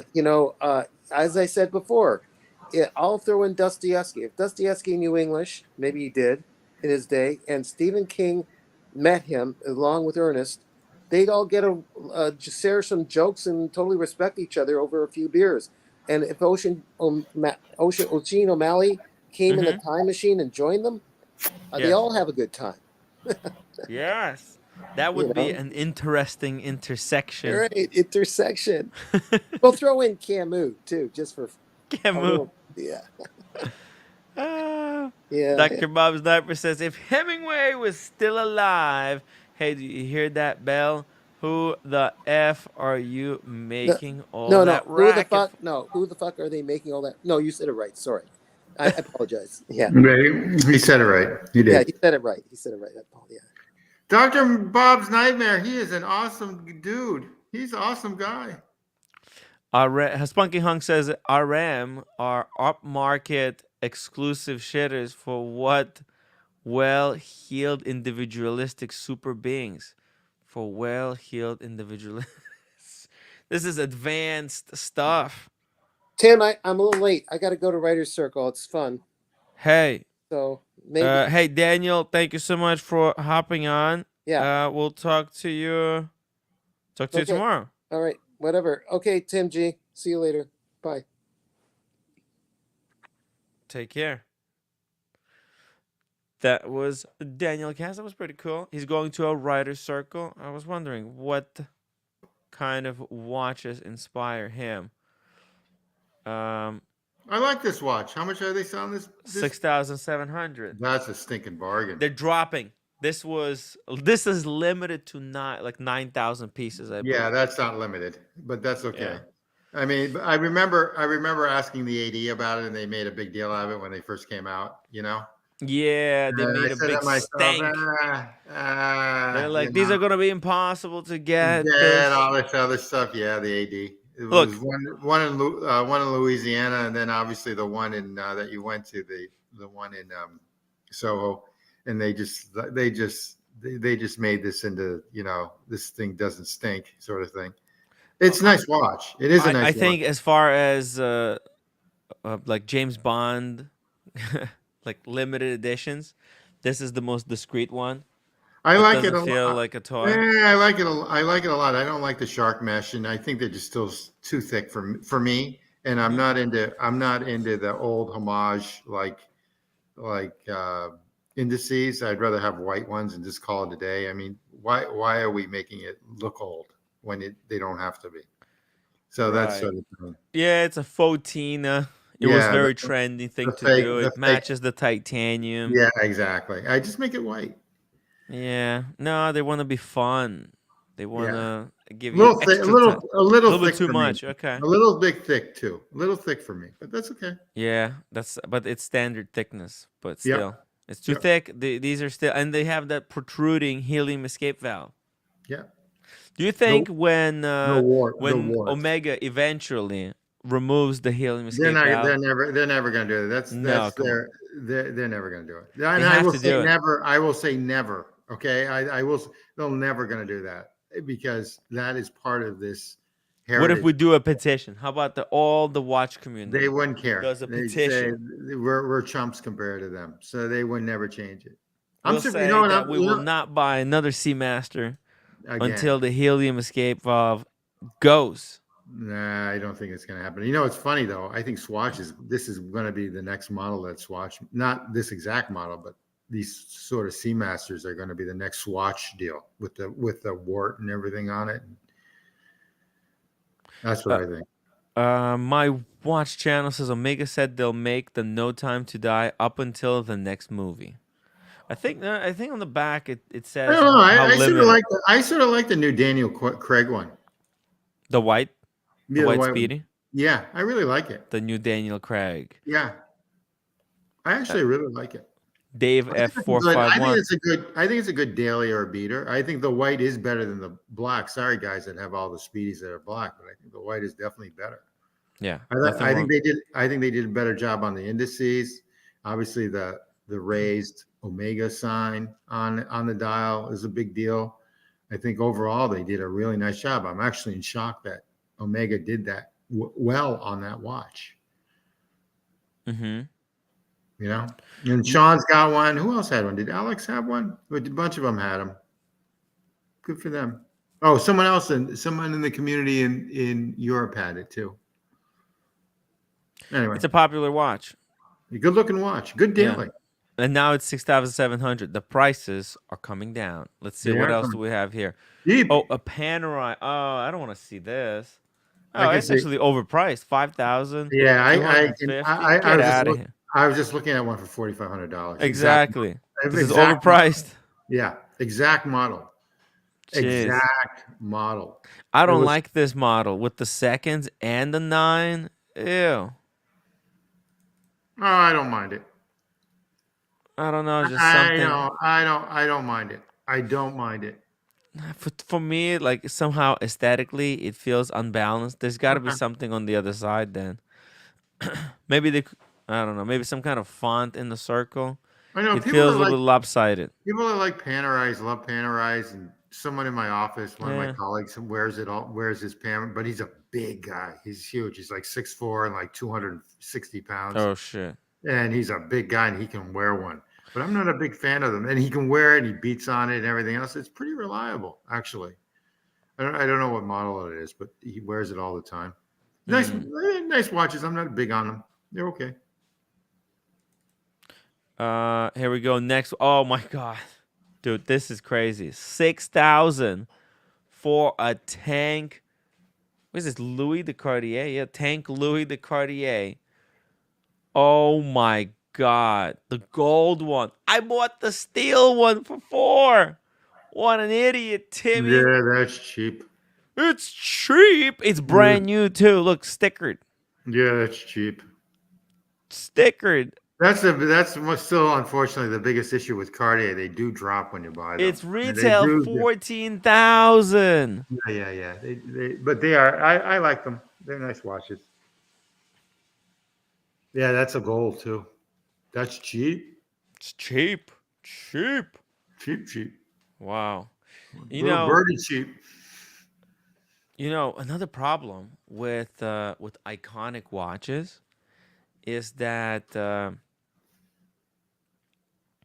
if there's too many of them, it's very easy to compile like a global archive, basically, right? Like Chrono 24, right? eBay, right? There could be thousands of these, right? And the prices, they're gonna keep dropping because it's like almost identical watch.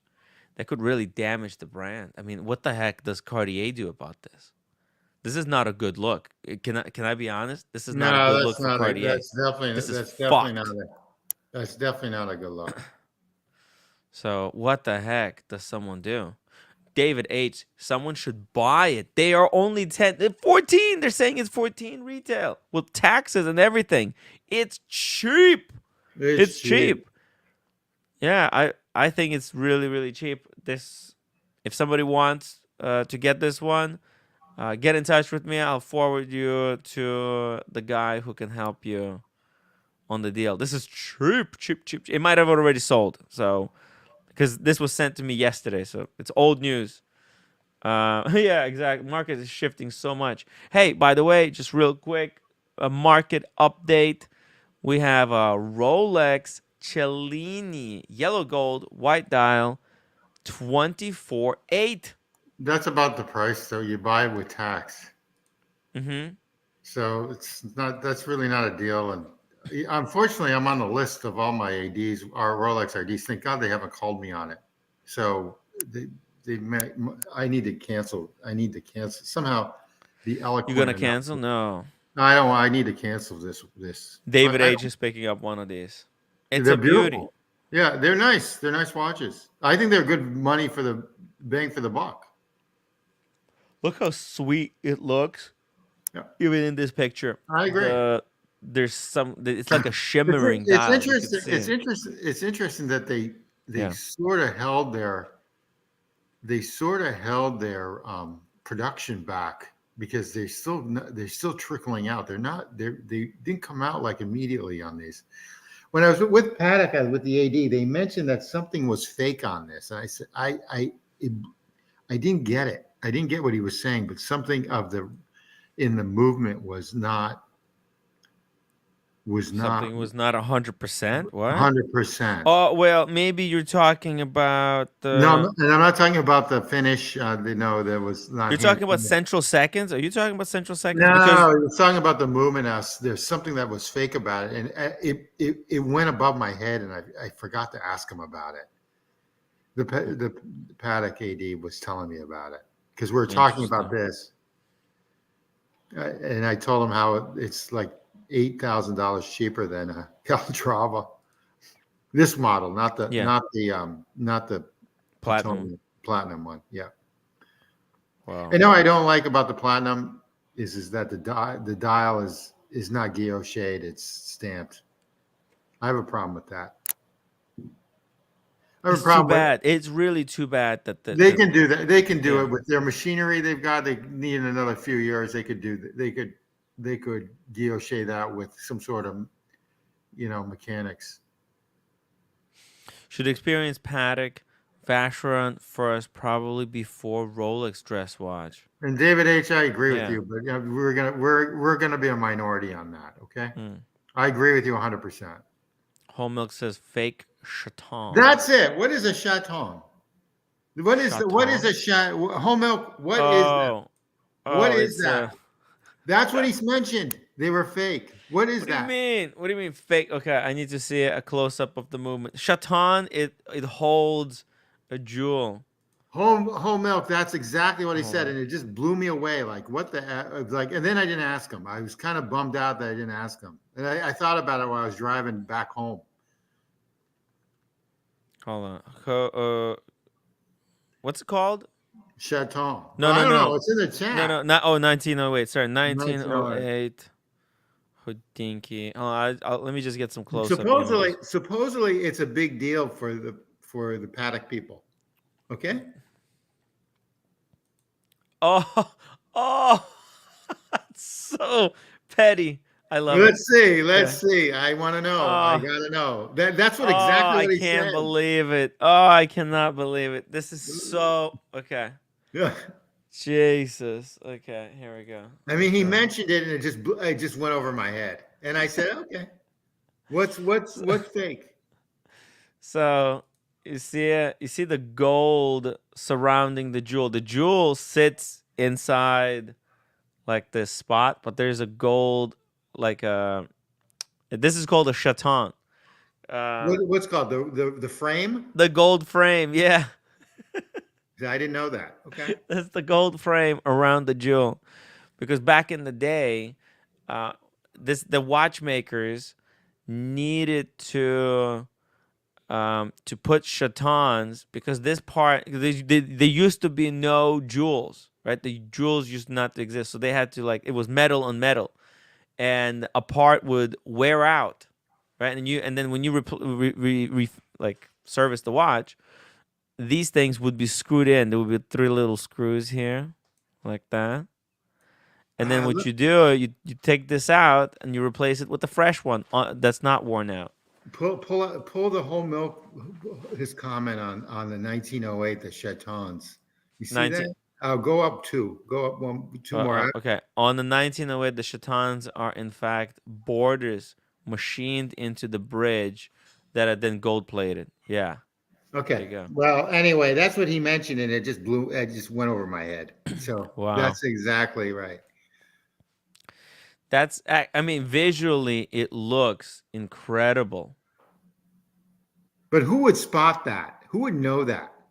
I mean, look, if you're do they looking at the dissect it? movement, Huh? Do they dissect this stuff so much that they? Who in the hell would know that? yeah, it's just that people go into depth, they deep dive, right? And they find these little things Well, and they that's what he latch meant. on to them. That's what he mentioned, and that was his. I mean, sweet as could be. Great demeanor, everything. That was his dig on this watch. Okay, check this out. Okay, here we go. So, Rob F, that would bug you, huh? I don't know. I would figure that would be real, but I'm still have to investigate. Oh, look at that. They mentioned in this thing. Oh, damn. Okay. Okay, can you see that? Is that easy to see it? No, it looks like shit. Hold on, why does it look like shit? Yeah. What the heck is with these websites, bro? Okay. Open a new tab. I get it. This is just. Oh, wait, it didn't work. Hold on. Oh, open image in new tab. Okay, there we go. Pain in the ass. Okay. Hey, I got some That's text. a good look. That is a good looking movement. It is. It looks fantastic. Those fake gold chatons look sexy AF. Thank you for the London. Yeah, but they're fake. It's like having Yeah. It's They like look fantastic. The fake chatons look fantastic. They look real. But now they look really good. Yeah, but now every time you see that, wow, that looks like a health drink to me. Hey, that's Snap sent me tea from London. Thank you so much, sir. Still drinking it. He sent me like a lifetime supply. I think I will never run out. And Alan. And Alan too. Yeah. Shout out to Alan. Hopefully he's okay. I mean, that tap on the shoulder that Forpy did to him did a real number on him. So hopefully he's hanging in there. Stay strong, brother. Okay, here we go. I got some text to read. Here we go. You ready? Yeah. I'm going to read some stuff now. Interesting detail is what appears to be gold chatons around some of the jewels.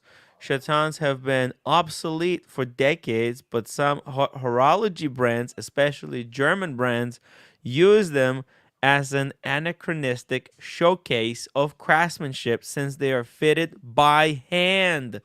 The caliber 7140, the chatons are in fact borders machined into bridges that are then gold plated. Because they are not actual rings fitted into bridges, the faux chatons might be seen as a concession to economy.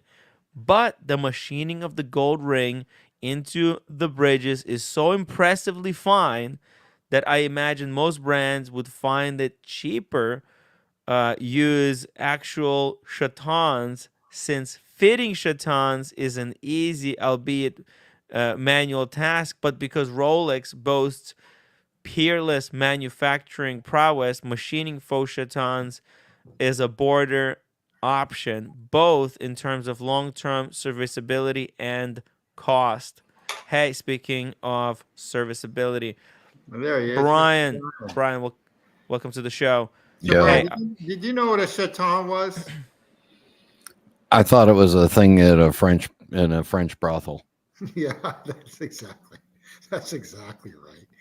Oh gosh, I mean, I never knew what one was, but anyway, whole milk. Let me finish the article. I'm finishing the article. I'm blasting through it. One more sentence. More broadly, the 1908 is an important watch. Before Watches and Wonders, if you have told me that a dress watch would overshadow the launch of the new generation Daytona, I'd have been skeptical, but I like the 1908.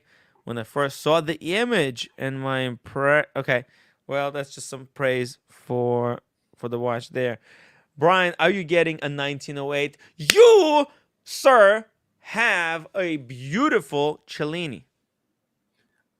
Sir, I am going to do something for the first time ever on the Tim Wright channel. Uh-oh. Uh-oh. Oh, hello. I have two of these. You have two? I have two of these. The Mirage. And I can't endorse or they're enjoyable. They're in work. Their price is right. Our sun's coming in. I love Mirage. But I mentioned that there was going to be some bloodletting in the collection. Oh, wow. We got to call the week. It's Separate the empty. shit. Whoa, you sold 6 watches? You sold 6 of them. 6. Boom. Oh my, how did you do it? Tell us, what did you do to get out, and how much did you get back? Did you lose? Did you win? So let's look at it this way. Yes. Did I lose? Yeah.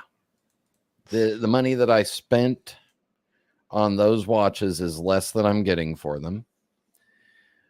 But the market's also at a different point now. So the money that I'm going to get is going to be able to buy more than it would have 6 months ago. And so that you can finish eating, there's a window right now where some gray market dealers that I trust, like Nashville Watch, European Watch, David SW, the guys that are solid and don't have big flashy YouTube channels or what is it, Boiler Room Lollipop Liquors. I forget what he calls That's it. Yeah, Lollipop Liquors. Yeah. These guys are also, they've stabilized their inventories now. So they're all balanced out. So they're now looking for inventory. And I had them come to me looking for inventory. Oh, okay. Wow. So when I know that they're looking for inventory, I know that they're going to pay better. Yes. Now, my plan is, and there's still more down there on the floor to go because it's a bloodletting. Yeah, you're not going to get to see down there. My plan is to have my watch collection down to a reasonable, not counting the Mickey Mouse stuff, but Mickey Mouse is a collectible. Was that part of a different collection? Yeah. That's a different collection. That goes with the artwork up there. With the Mickey art. And, yeah. The Mickey art, the Mickey phones. Disney collectibles. Whoa, there's a vintage toy. Can you show it to us? Yeah. Hey, Tim G, the phone's for you. Oh yeah, look at that. Okay, if there's kids watching, they don't know what that is. You just brought out something that they never seen before in their life. Yeah. What is that? What is that wire? That was awesome. My mom had one like that, but it was a rotary. Amazing. A rotor. Here's a stranger one. Are you ready? Mm-hmm. Oh my God. Wow. My grandmother had that. Yeah. So anyway, the idea is while they're hungry for inventory, get some cash. You remember, I have a maximum amount of value that my watch collection is allowed to be. Oh, okay. As a percentage of our everything, I keep it that way. Otherwise, smart move. Yeah. Otherwise, I'd be loonier than Tim G. You'd be loonier than me on that third live stream a couple of days ago. Yeah. Which is also why I go to bed at 11 o'clock. I know. It's I was in bed. Easy concept to understand. Yeah. I get it now. Yeah. So the idea is that we ride through May and into June, and after they're done with all their Father's Days and graduations and weddings, gift buying stuff, and you get into the end of June and the dog days of July when everybody's out traveling and I'm not, then I unleash my arsenal on 1 or 2 pieces. Oh, that's sweet. That's a good strategy. Okay. And I've also got some got heavy hitters finally. Well, no, I mean you had the FP Joran. You already had like a mega piece. What are you looking to get? The Bethune, a Hort Horology Patek, a Perpetual with the chrono. Maybe. Yes. Maybe. That's what I want to hear because Maybe. that JLC Perpetual, that was like the biggest disappointment of my life. hey, it changed over. It took 3 hours. 3 hours to 3 change hours. over. But most Man. people that own JLC Perpetuals are asleep at 9 o'clock at night, and they wake up at 6. You do.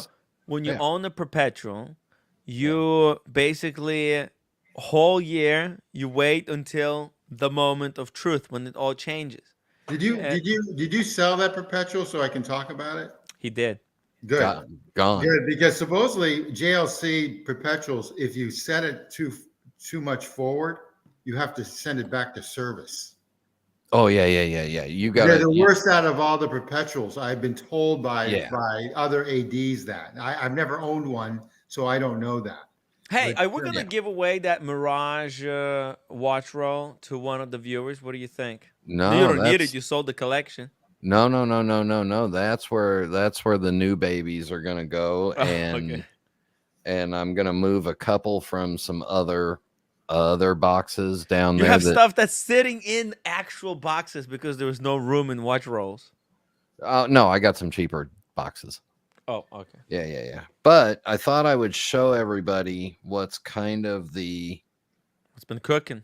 The core 6-piece collection right now. The consolidated collection, right? So there's the Here we 6 pieces, of which one may go. Okay. Oh, all right. Okay. Very interesting.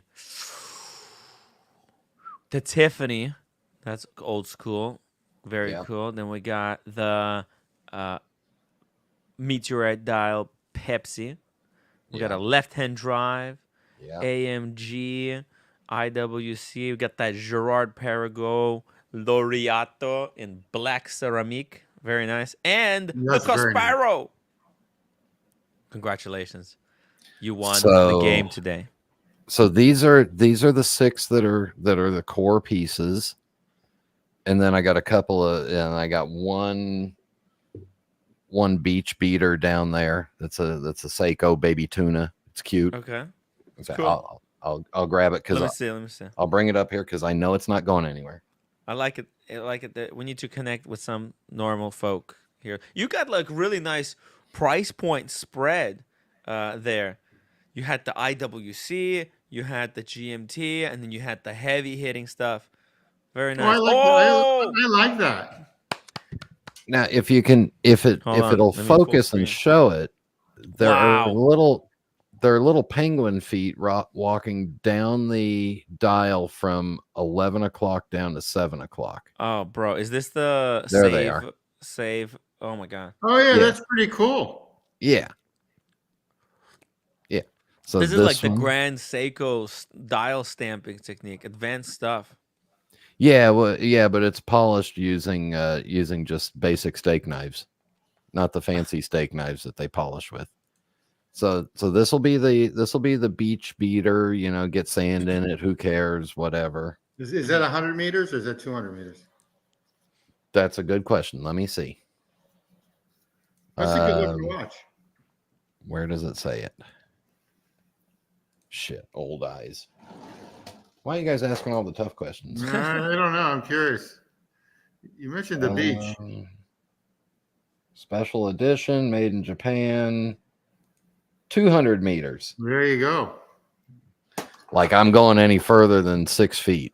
Well, exactly. But still, it's nice. Yeah. I'm going. I might go 10 feet under. Woo. What's nice about it? I'm assuming it's a screw down crown, and it's at the 4 position, so that's even better. It is a screw down. Very nice. And it's got a nice little sweep to it. So that's staying, and it gets some wear occasionally. Yeah. Let's see the watch roll again. Which one? The 6-piece? The 6-piece, yeah. Let's see. Let me set it. Let me set the camera so you get a crotch shot. I mean I don't want anybody talking about my dirty keyboards, and they can all shut up. Okay. Okay. Okay.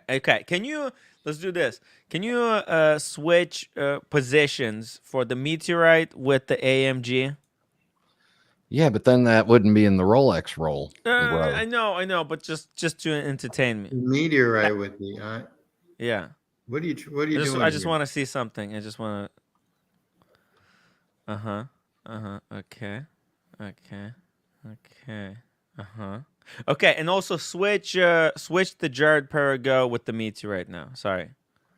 Oh my gosh! I know. It's pesky. Timmy, what is he doing? It's like the dating game. Okay. All right. Now this collect. You know what? You can eliminate the top row, technically speaking. As well. Yeah, you can get rid of that. You got Casparo. You got the meteorite dial icon. The Jared Perigo, that's take it or leave it. That's cool, but I like it. it's not an AP. It's got to be the AP, right? No, but that's a. He should replace.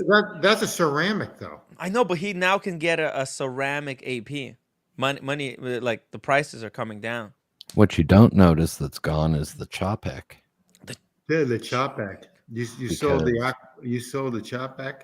And how about the Epijorn? That was the Jared Perigo. You sell the Epijorn too? Oh, gone. Interesting. Okay. Now the Epijorn did help offset some of the losses on the other ones. No, I get that, but you probably made money on that. You probably made a lot of money because I think you got a really good deal on that. No, I didn't make a lot of. No, I was happy with it. It's a really nice collection there. I like it. Yeah, that's actually a well thought out collection. The Jared Perigo. How much did you get? How much did you sell? How much did you buy it for? Sorry. The Gerard Perigo, 13,000, tax included. My God, that's cheap. Yeah, that's cheap. You got a really good deal for a $21,000 watch. Wow. You want to see what else is going to be in the core collection? Because the core collection is going to include some different prices. Okay, yeah, let's see it. Let's see some other stuff. Now, is FP? I wonder what happened to Epijorn. Epijorn, go bye. Hey, wasn't that micro adjustment link finicky? What the fuck? I couldn't figure it out for the life of me. On the Epijorn? Yeah. Yeah, it was a little odd. The pain in the ass is the most overdone, overcomplicated. Oh, no way! He's got it. Oh, that was available only during the eclipse, right? No, only in the stores that were located in the area where the sun was blocking out, right? Only boutiques. This is the Snoopy that you could see the solar eclipse for. You could buy it, right? It's the Snoopy in black. It was here in Orlando. I bought it. Oh, okay. They just had it in the store? I walked in. He said, come back in 15 minutes. We're opening up the box. Ooh. I came back. He said, we got 6, and I saved one for you. I said, okay, thank you. Oh. Okay, so you got pretty lucky. Congratulations. I thought that was only sold during the day that eclipse was happening, and only if your Swatch store, if you could watch the solar eclipse from the store while it was going down, and only at that time you could buy these. No. They could have made it more thematic. A Humble Pine. I like this 6-piece a lot. Yeah, I do too. I'll show you one. I'll show you one more. One more. So much variety. Humble Pine. One more. Brian had a big. I think he got rid of 6 watches. 6 went bye. 6 pieces. So which ones did you get rid of? Epijorn. Yeah. Some JLC. No, didn't have a JLC anymore. Oh, okay. Epijorn, Chopek, Vacheron. Sadly. Wait. Which dial did you have? You got rid of both. You had the white one, right? The blue one too. I no longer own a Vacheron. No, oh my God! Both Vacherons gone. Breguet Type 21. Love that. Okay. Love that watch. It's a great watch. Harrods Tudor Edition. Okay, good. That's that was way too many of those. And the Cellini Prince, because it had some, Cellini Prince. Oh, it's gone. Well, it had some issues. No, it had some bad memories, and I'll someday soon maybe I'll talk about that experience. Oh, well, do we need a super chat to hear that experience? No, I can't. You had like dinner with me or something? Whoa, what is this? This is a $300 Kickstarter that's on a piece of meteorite with a Chinese movement. That's insane. And a day-night indicator and observatory hands, and I just like it, so it's staying. Man, that sun. I think we're getting screwed. You know what you should buy? Take all that money, sell a few more, and get this. Bam! A one mega baller piece to rule them all. Nope. No, that's too much complication. No, this is just enough complication and just the right kind of complication. The service that that's a pain in the ass. No, it isn't. Believe it or not, it's not that bad. Wait until you service it. That's all I'm going to tell you. That's a perpetual chronograph. No, but imagine, you're consolidating 6 watches into watch. How much does it cost to service 6 Rolexes? Well, you don't service Rolexes. That's the thing. Yeah, well, I've never serviced a Rolex before in my life. Yeah, well, eventually, I think you do have to. You just yeah. Okay. So that's where I'm going to be with those 9. That's smart. That's smart, Brian. August is a good time because it'd be dead to buy. That's actually smart. Pretty clever. After the holidays in August. I'll wait till the middle of June, and I'll start keeping an eye on what's out there. And so who do you like in the secondary market? You mentioned in Nashville. You mentioned David SW, which I agree on. You mentioned European Watch Company. Watchbox. I've had some good and mediocre experiences with Watchbox. Interesting. Okay. Oh, just depends on it depends on who you get and what they value. So how about the one in Atlanta? I'm not talking about Crown and Caliber. I'm talking about Swiss Watch Expo. No experience. Okay.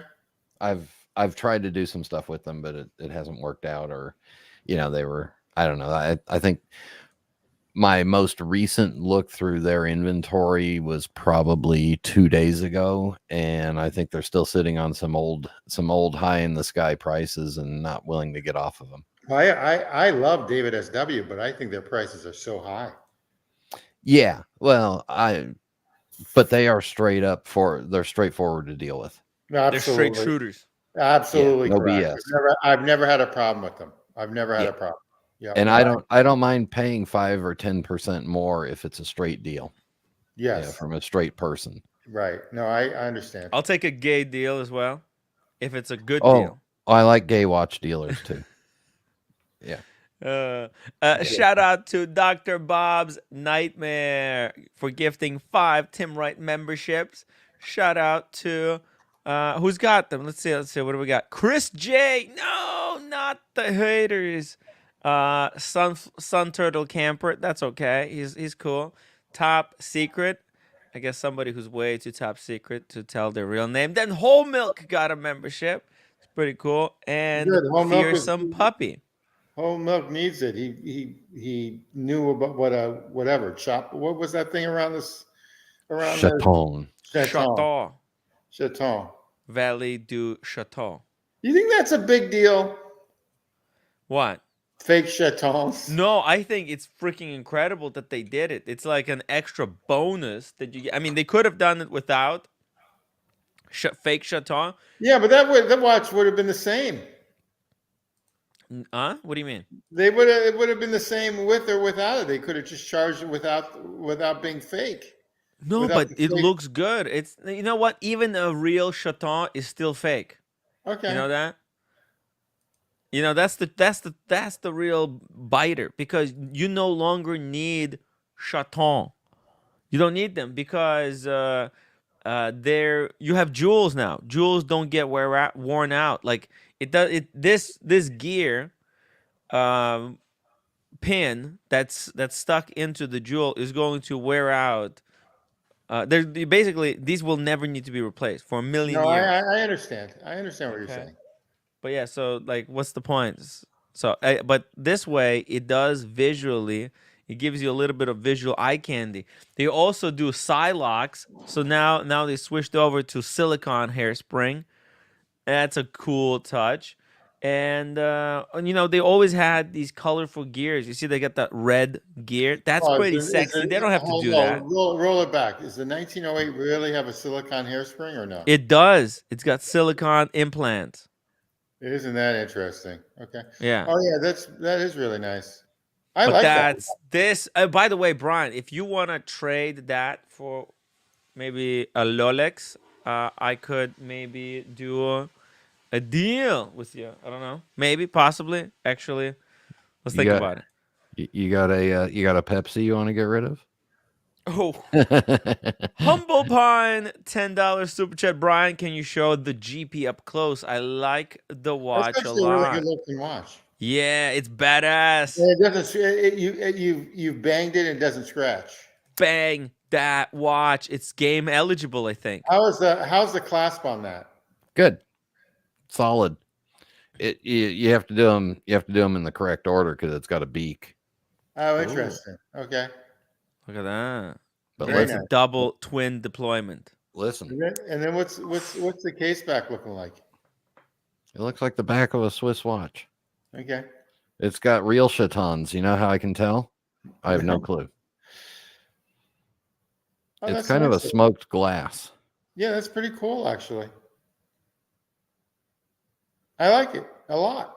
How is that in any way inferior to the AP for 75,000? I don't know. I've never held an AP ceramic, so I can't say. It's also branding. The branding, AP branding is just. It's a good looking watch. That's really a good looking watch. Yeah. The GP, the logo, I freaking love that new GP logo. It looks really clean, just big two fat letters, GP in white gold. I love the dial. The font on the number, on the date. And look, the date, you can't even see kind of the date wheel. Well, it's pretty well masked. Absolutely. The other thing I like about it is that it's right on it's right where it should be instead of in. So the caliber's correct. This is an incredible watch. Yeah, you got it. You got a good deal on that. I like it. You got a really good deal on that. Alex Watchaholic says the watch looks cheap. What? Is it because the dial? Like it's because it doesn't have AP logo. Is that why? Is that I like it. Let me point out something on the dial there. Just cleaning it off the glass there for us. Yeah. It's funny. I like it. Yeah. I was thinking of taking the G off and just moving the P over, so it'd just be a P. Oh, damn. Rob F says, just pull that G and slap an A there. Can I tell you the one thing that does slightly irritate me about this watch? Just the one thing. It's just too light. No, it's got some. The weight's perfect, but to have it sized correctly for me, it's got an uneven amount of polished center links on the back. Oh, so there's one before the buckle here, and there's two there. I hate to say this, only you would recognize that. I know. Listen. If you got ADHD, it's fucked. You can't wear it. Yeah, I'm sorry. ADD, it's ridiculous. Yeah, so I just tend to look at this side. Yeah, you're the only person that would know that. Yeah. I know. Well, listen, I didn't say I was normal. I'm definitely not normal. So I mean, anybody who's buying watches cannot be normal. 100 meters. People go ballistic over watches.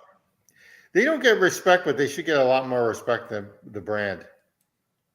Yeah, and this is the engineering. Actually, I held one of these. The bracelet, the construction of that twin trigger deployment, it's actually better than the AP construction. Well, it's going but to be he's got that name. the movement's probably going to be a hell of a lot more reliable. That's for sure. Yeah. Oh, I think the next step that that Gerard Perregaux needs to do is put in a micro adjust of some sort. Yeah, but AP doesn't even have a micro adjustment. Well, AP can kiss my PP. Yeah. So, hey, that's a look good at looking this. watch. It's a good looking watch. Yeah. Wow. Way How about getting a full gold, like full rose gold of it? Look at that. Have you seen the price?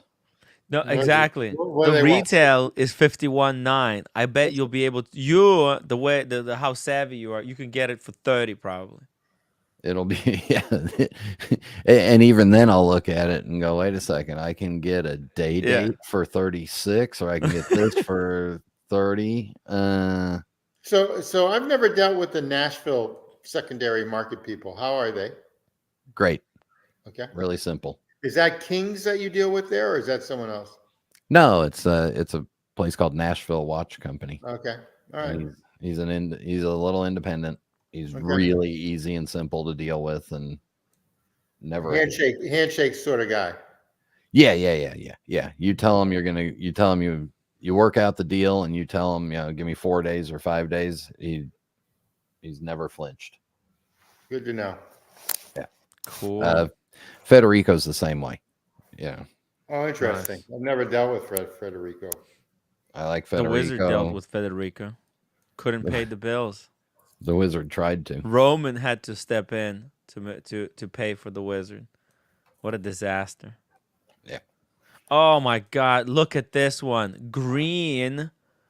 I love it. With rose gold. This is just like I don't even know. Did they coordinate this with what was it? What's the other brand? Oh, Vacheron. Yeah. They coordinate this with Vacheron to release the same colors this year. Come on. But it is freaking gorgeous. Oh, I think that's a beautiful watch. Yeah. Good looking.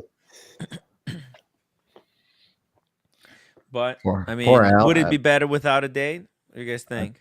I think Alex went out to dinner one night and Gerard Perregaux stole his girlfriend or something. It's a good looking watch. No, I don't know. 80% of the population want a date on their watch. That's what I've been told. I'm one of the few people that. Oh, okay, there you go. I'm one of the few people that don't like dates on my watch, but most people do. No, I get it. I like the date on the logo. Sometimes the date sometimes cool, but look, they done a great job here. So I don't mind it, but some people would say, hey, remove the date, because that's for non-collectors, right? You want to appeal to collectors, remove the date. And instead of, you see how it says Gerard Perregaux here, and you got this logo of a bridge? You see that? Yeah, I'd get rid of that. Get rid of that and put an actual bridge here. Like, you know what I mean? Like with screws, like attach it. Embossed bridge. Yeah. Kind of like, like the bridges that they have on the bridge watch. I really do like this watch. I don't like bridges. I'm not a bracelet guy, but I like that watch. Put one of these bridges as a logo. Boom, one of these fuckers. That would look good. Look at this one with horses. This is the Carolyn Martin watch. We just found Carolyn Martin watch. Guys, check it out. Look at that. One and done with the horses. It's a good looking watch. Right? Tourbillon. They need more love. I don't think they market correctly. Look, they're screwed when basically Timepiece Gentleman poisoned this brand. Oh, I don't even listen to someone like that though. I don't even know what he's saying. You might not listen to it, but there's just so much nonsense that he tried to pull with the Gerard Perregaux that I don't know. Like, it's just a lot of people I think got the bad taste in their mouth from all the nonsense. I think they are a really nice, a great brand, a really great brand. Yeah, Gerard Perregaux. Yeah, it's pretty baller brand. Look at that. They have open case work now on their Yeah. job. The new thing that people didn't like 10 years ago. They thought it was Look at cheap. that. Yeah, it's nice. Wow. It's good looking. But is that the? Oh, that's a balance wheel. Right at 12 o'clock. So they kind of designed the movement in such a way that it would have this here, and then they got the mainspring with the Jared Perigo at the bottom. Yeah, that Pretty doesn't cool. have a date, and that just has Two-hander, yeah. EP on it, and that's beautiful. Rose gold rotor. That's what's up. That's what's up. Jared Perigo, guys. What's that? What's that going to set me back at retail? Oh, well, I don't. Oh, yeah, here you go. Oh, 89,000. They want AP prices. Get out of here. Yeah, that's a little too steep for that. It's expensive. You can get the previous edition skeletons for 24 to 30. Oh, interesting. Pre-owned. I'm done with the ADs. The ADs can kiss my ass. So Brian, yeah, unfortunately, there's a couple of them that I still want. So I have to, but I get that big time. So Brian, I think we have to kind of do some calculations. I mean, you want to kind of tell us how much money have you raised from this big culling of the brand? I don't know what you want to call it. Well, I don't have the exact figures yet because I've got 2-3 watches on eBay right now. Mm-hmm. And these are all smaller. These are all more popular price things. And I'm looking down here at 1, 2, 3, 4, 5, 6, 7 more that, if I sold those all on eBay after, I think I'll end up with, if I'm being honest, I think I'll end up in the range of 140,000 in ammunition. Wow. Okay. That's very good. That's a good number. You can pretty much. Yes. That's really a good number. Gives us somewhere in that range. Yeah. That gives us a lot of money to play with. This is Richard Mille territory. Sun Turtle Camper, how many want a small watch? The market is missing out. No, that's actually Paddock territory too. Paddock territory. MJ, evening all. Shout out to MJ, the legend. Hopefully you're hanging in there. He's got a thing he's practicing for. Oh, is he doing okay? No, he's doing. No, he's busy. He's busy. He's got a thing he's working on. Yeah. Also, shout out to what is a good war? Oh yeah, it's a good war chest. Okay. I mean, you can pick and choose with that number, especially the way the market is. This was close, right? And especially if you get rid of a few more. It's too much, Timmy. That's too much. It's too much. Yeah. Okay. How about? Keep in mind, I don't want leather straps. Oh, there you go. Yeah, because he's in Florida. Yeah. That makes a lot of sense, actually. How about like one of these one and done stunner? Oh, it's sale pending already. It's gone. Never mind. Actually, that's a pretty good price. It's pretty good price actually for that. Yeah. The only problem I have with the solid gold 5711s is the brown dial. Yeah, I don't like it. I personally don't like it either. It's hard to match to anything. I like Rolex's chocolate. When they do the chocolate day dates, I like those. I like that color dial, but that Paddock brown just looks. How about this? This is all everything cheapest I've ever seen it on the secondary market. It's cheap, it's do everything watch. This is a modern. You know what's nice about traveler watch. Is the case? Oh yeah, it has a strap for him. He doesn't want. It has. What? It should have 2 straps. Look at the case. Yeah. Yeah, but the strap in Florida, nah. No, what? Beautiful. Get another strap. He can get a couple of straps. Get a rubber strap. Get a rubber strap. Put it on a rubber B strap. I do want water resistance above 3 feet. What does this have? I think it's 3 meters. Are you sure? Yeah, it is. But their case back. Look, take a look at the case back. That's beautiful. Yeah, look at the case back. Think about the case back. Yeah, Yeah, but he wants water resistance. I get it. I understand. Yep. Damn. I'm also not interested in the newer pieces because the newer pieces haven't proven their value on the secondary market yet. Oh, that's an interesting concept. So I don't want to buy anything that's hyped up because it's new or newer. Define new within 2 years. Yeah, the last 2-3 years. Oh, isn't Wait, that interesting? stop. You can swim in this paddock. Correction. This is a sports. Yes, you can. Stop. No, there's nothing Look to at stop. that. It's Look truth. at the little things on the. Look at the little things on the. Yeah, but it's waterproof. No, paddock says that you could swim with this in 30 meters. 30 meters. Yeah. And I would swim with that. That's why it's not on the leather strap. It's on the sports strap. Brian, you could do it. Nah, he's smoking something. I mean, and he can get another watch too. That's the crazy thing. And this is a do everything watch. You want to have one and done. You can go down to just this watch.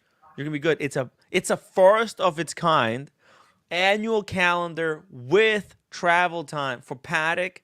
This is like mind-blowing stuff. And this is why it's waterproof, because those pushers, right, they're actually sealed. So, on the one hand, it's a good thing and a bad thing, because when you do need a pusher or something small to jump the hour, but it is water sealed. Brian's not into this. Because if you had those buttons, I think it wouldn't be as waterproof. Brian? Should I just get you a link to what I'm really looking at? Yeah, let's see what you really looking at. Just don't show what you're buying, though. This is an incredible watch. I would recommend one of these. This is so baller. No, I get it. I'm not gonna tell him. Comes on the deployment clasp too. Wow. Let me get you a good clean link. Okay. One that won't be full of bugs and. Well, it's hard to find a link. Oh, no wonder why I'm on the wrong. I know it's really nice. It's really cheap on European Watch Company. While Brian's looking at that, is the 5396 white dial for 36K, Timmy, and it has box and papers. That's a great deal. If you want a dress watch annual calendar, you can probably get it for 32. Yeah, that one's not bad, but I don't need a dress watch. Yeah, I understand. And I don't need it. That's a great deal. I don't need a dress watch because the reason I don't need a dress watch is because the watch that I'm going to send Timmy a link to is going to double as my dress watch. That's nice. I wonder if this is the watch you're sending me the link to. Okay, let's see. No. Okay, I thought I would be able to get ahead. That might be too flashy for Brian. Why? It's great. It's to do everything. No, because you that's why you're like the RM guy, because you like flashy and trashy. You're perfect. No, I'm just looking. Brian wants to consolidate into some heavy hit. You got to get a heavy hitter. But Brian, it's enough. You fucked around enough with the shitters. Now's the time to get something really to make a statement. Make a splash. Private chat. Oh, here we go. Oh, it's close. It's close. Oh my God. That's nice. Whoa. Get that off. There we go. In all due respect, that's one and done. Boom. It's pretty nice. Hey, that's good looking. That's a good looking watch, boy. I like this two-tone one. This is Have you ever bought anything from Wrist Aficionado? No. But I knew that their website was clean when you. One of the guys who used to work for Rolex up in Connecticut moved down to New York. So they're on 57th or something like that now. And then they're in Miami in South Beach at the Setai Hotel or Setai or whatever it's called. I've never bought anything, but I've popped in a few times. Interesting. That's a good looking watch, Brian. That you could wear that for the rest of your life. That's all you need. Even though you have ADD, you buying watches like I sort of do. But this is the highest level beater bluesy. It's a bluesy Like Submariner makes a bluesy, the two-tone. This is the highest level you can go in that bluesy territory, and it's a rock star watch. Holy It's a shit! good looking Yeah, watch. it's got the steel because you don't want this to be full gold. Full gold is hard to wear. It's gonna be heavy, but this is actually practical and kind of cool. And then they Yeah, you switch did. to that black or brown dial if you go full gold on it. Now, there's one issue, one minor inconvenience. No micro adjustment on this model. No micro adjust.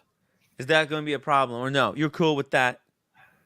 I'll more than likely be cool with that. I will wear it probably a link loose, Okay. just so that I Gotcha. can get some. Yeah, Get but some air in it. again, AP doesn't have micro adjustments, and he has a Perigo that doesn't have micro adjustments, so he's used to all that. Yeah, no, and then the other idea is that when we do travel, I can bring my one of the Rolex GMT Masters, and those have micro adjusts. So that would be the primary. Yeah, this is a smart move, actually. And listen, children, on the secondary market, this one's been discontinued, so these prices are still stabilizing.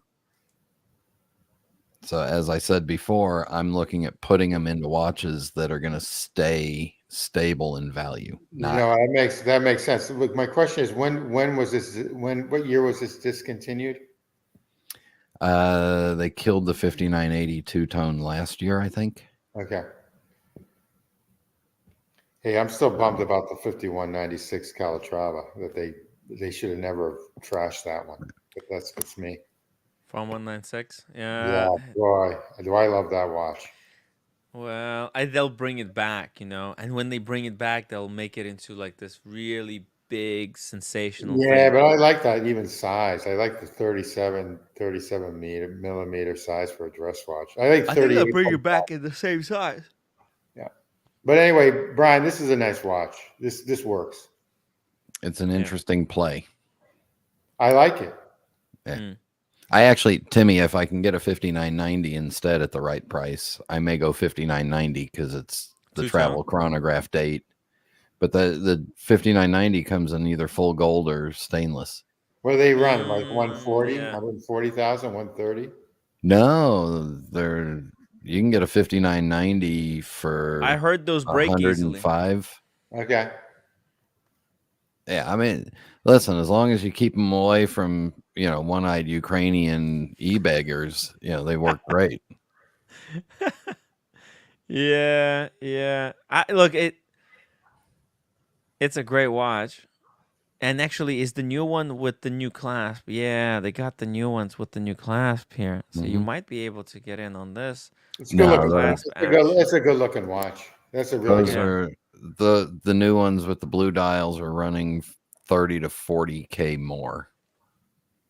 And I got some plans for some of the other money.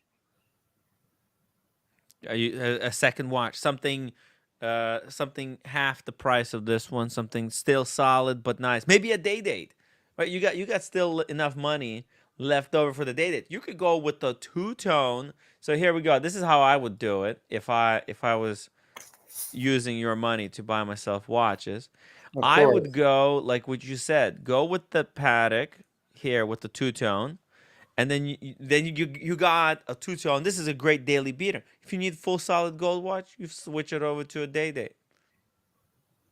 So the other option is go with the 5990, which will be less expensive than the 5980 two-tone, and then get a basic day date 40, just a simple one with champagne, yellow gold, champagne, something simple. Yeah, classic. And then add one more GMT Master 2 because I'm going to eventually move the Tiffany dial. Right.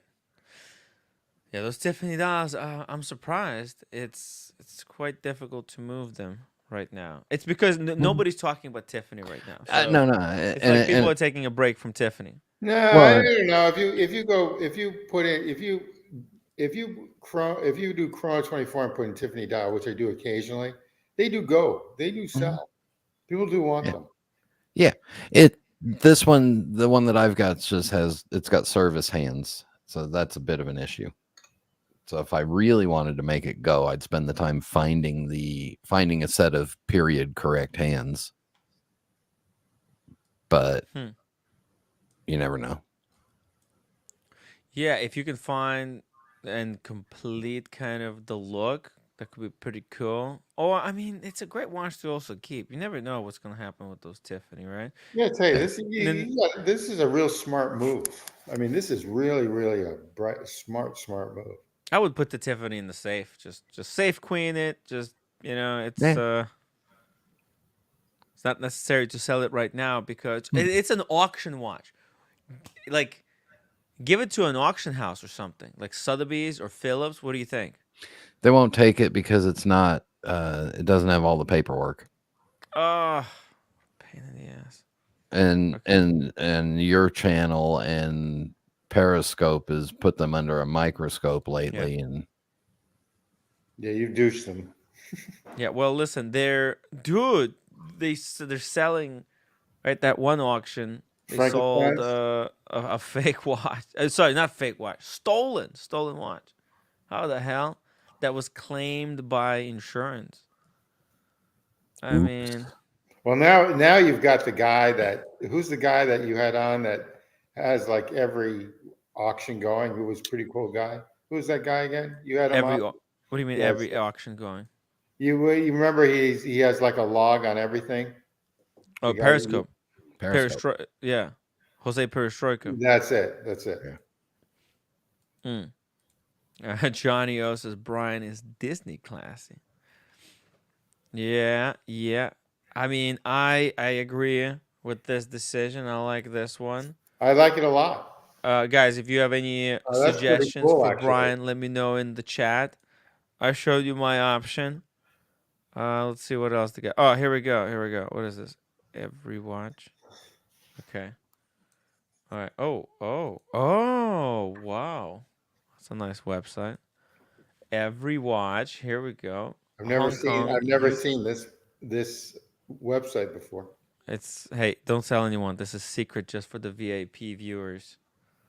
It's every watch that's for sale of the same model. It's like a database of all. It's everywatch.com. You just taught me something. Yeah, don't tell everybody. Don't tell anyone. Oh, holy God, where do you guys get this from? Where did you find this one out? Secret backroom information. Yeah, this. And now I know why I watch your channel. There's privileges of being. I thought this was a total waste of time. Yeah. Look at it. You no longer have to waste your time looking for stuff. You could just go to everywatch.com and see. It's funny. I like shop get bezel a lot. No, get bezel. Bezel. I like that a lot. But every watch was pretty damn cool. Mm-hmm. Box, yes. Papers, yes. Unsold rate 14%. Sold above estimate 5. Sold within estimate 7. Sold below estimate. Wow, look at that. They have a little chart there too. They break it down. I mean, if you pay, you can see even more info. Wow, this is really good. When did you find out about this? When have you been hiding out on this stuff? Oh man, I just found out about it. No, I mean, I think I've seen this before, but Dr. Bob's Nightmare, $2 super chat. Brian is fear and loathing in Disneyland. Everclear, what is that? 190. 190 proof alcohol. Jesus, that can kill you. If you take one shot, it can literally murder you, right? Yeah. I use it for cleaning. Oh my God. Don't do that. Oh, you use it for cleaning. Okay. Uh-huh. Hey, how about one of these puppies? That's a pretty cool piece. I like the 5711, but I think there's a lot of room on the dial. Really? And it just looks like it's just a standard 3-hander. I unfortunately or fortunately had one a long time ago and was forced to sell it because in 2009 I was going basically bankrupt. Company was going bankrupt. But the thing is that the bracelet way back when was cheap. It was like tin foil, cheap foil. It was tin foil back then. And you could just walk into a dealership, which I did do, and they offered me, a diamond necklace for my ex-wife, and then they said, "Hey, do you want one of these?" And I said, "Sure, I'll take one." That's how easy they were. Jesus, man. They sold it to people that they thought didn't know anything about watches, right? It's kind of like if you're buying jewelry, hey, maybe. I did. I knew it was Patek Philippe, but I mean, but did they know that you knew? The Rolex, the Rolexes were, in my opinion, were nicer. I mean, the bracelets were back then. This is like 96, 97, 1996, 97. They were, the Rolexes were superior to this. I mean, everything, in my opinion. And I had to sell it. I didn't make I did make money on it in 2009 when I had it. I sold it with a bunch of others. This brought up a lot of the other stuff. This is a good watch. I would, and it's cool that the white one is really cool because you could be very discreet with it, right? It's not the trendy blue one; it's the white one, right? Yeah. Just get something off the beaten path. I think, Brian, it would go perfect for you because you had that the white overseas. No, I had the silver. you had the silver, yeah. So this is like the Patek of that, no? Or you didn't like it, so you're not gonna want this. Nothing against everybody else, but I don't like just the straight 5711. I think the Nautilus needs something else on it. I think when you start adding complications, it beefs up the watch and makes it feel more substantial. Yeah. Okay. You're right. Fuck it off. Let's see if people have any more ideas. Stephen Monash, $5 super chat, got the call. Guys, I'm nervous. Shall I take it? Can't say as if to pull the trigger. We'll unbox it. Whoa. Shout out to Stephen Monash. Oh, shit. I think he accidentally super chatted twice. Oh, boy, he's nervous. He's nervous. He's really nervous. Ooh, congratulations. What could be the watch? What do you think he got the call for? Maybe some kind of a Rolex finally. A steel sports stunner would be pretty cool to get finally a call for. Can't wait to see it. Oh, here, Brian. You can go with one of these day dates. Bam! How about that? You class it up with. And if you buy it from Europe, if you buy it from somewhere else, you can get it for less than that. Right? Really? Yeah. That one's probably 4,000 more than what I could find it for. Okay, there you go. This is a bargain. I haven't spent much time with the yellow gold day dates. I don't know if I would want a yellow or a rose gold day date. Well, I think I think you got if you get the two-tone 5980, then that's rose gold two-tone, steel and rose gold blue. And then I think it would be cool if you go with this one because you got white gold and a yellow gold. That's the standard. Yellow gold is the standard, the most classic version of the most classic iteration of this watch, and you get it with a little bit of diamonds. You know what you can get even cheaper? A white gold day date with baguettes and meteorite the factory diamond bezel. What kind of color? White gold, silver dial. Okay, interesting. That's an interesting way to do it as well. Very discreet. But diamondy. Yeah, discreet but shiny. It's like a disco ball, right? Yeah, let me see. It's gonna have a little bit of the flash, but it's white. Guys, how would you spend 145,000 US? Would you buy one watch, two, or three? I'm gonna try. Tim, if you have some ideas. I would buy one banger that One banger. one that you can use for not only dress but for sport. An all-around watch. So Okay. what Brian picked was pretty much spot on. How can I look at brands by price? Is there a way to just sort I everything don't by know that price? with European watch company. I can only do by brand. You can't do it in European, right? I don't know how to do it by price. You can do it on their app, but you can't do it on their website. Oh, isn't that interesting? You really know you're a nerd if you know that. That's all I can say. Full blown. Say good for you for knowing that. Yeah. Very tricky. Oh wow, they have the yellow gold one as well. Oh, well, look at this world time in platinum. They really do have a great selection of Patek Philippe's. They always have. That's what they were noted for way back when. Oh shit! By the way, speaking of disco balls, check this out. This was Alex sent me recently. Check that out. Boom! It's a disco ball. Oh, it's an actual disco ball. Nice. Yachtmaster. I think this is for sale. I think they were trying to dump it on him. Guys, just give me a second. I need to use toilet break. I've never seen a dial like that. So I actually, for the second time in 2 years now, ran across a Falcon's Eye on the pre-owned market. Oh, isn't that interesting? I mean, Yep. I've never seen one in person, so I'm still dying to see one. I saw I got invited to a special showing 2 years ago of the new Watches and Wonders things, and they were all dummy models. They had the dead movements in them. Oh, wow. But I got to play with the Falcon's Eye then, and I was like, Was that a Rolex? Was that the Rolex dealer? Yeah. Oh, wow. In Charlotte? Mm-hmm. All right. Yep. One of the two got the traveling expo. Yeah. So how many times do you go in Orlando? How many times do you go to like David SW? Do you go there once a month? No, there's no reason to go. Okay.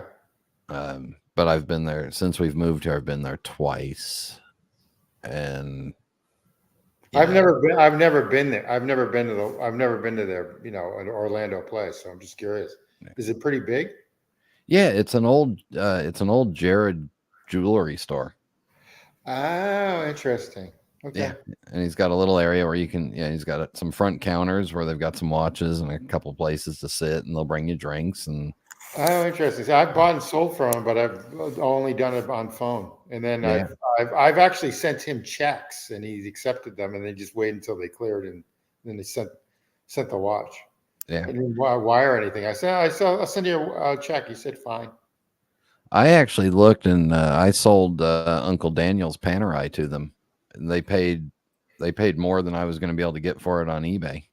Interesting. Have you seen that on their website? No, I don't look. Have you ever checked that stuff? I don't look. I'm always curious because I sold my I had a regular old Yachtmaster 42 white gold Oyster Flex, and I sold that to them, and I got pretty good money for it. I mean, I got what I paid for it from the AD. So at the time, so yeah, it's fine. And now they're under list. I mean, under retail. So whatever. Yeah. They're very reputable. I just always thought that their prices are a little high, but like you said, you're going to pay 5 or 10% more. The peace of mind is worth it. But they also pay a little more if the piece is in good condition and you got the full set. They'll pay more than anybody. Yeah, I agree. I definitely agree with you. And they've got a second location now down in Miami, so they were beefing up inventory for that. I don't know that because I'm down there a lot because of the place. But where are they in? Are they in Miami Beach, or are they on 2nd Avenue? Where are they? I don't know. Go to David SW's website, and they might give you the address.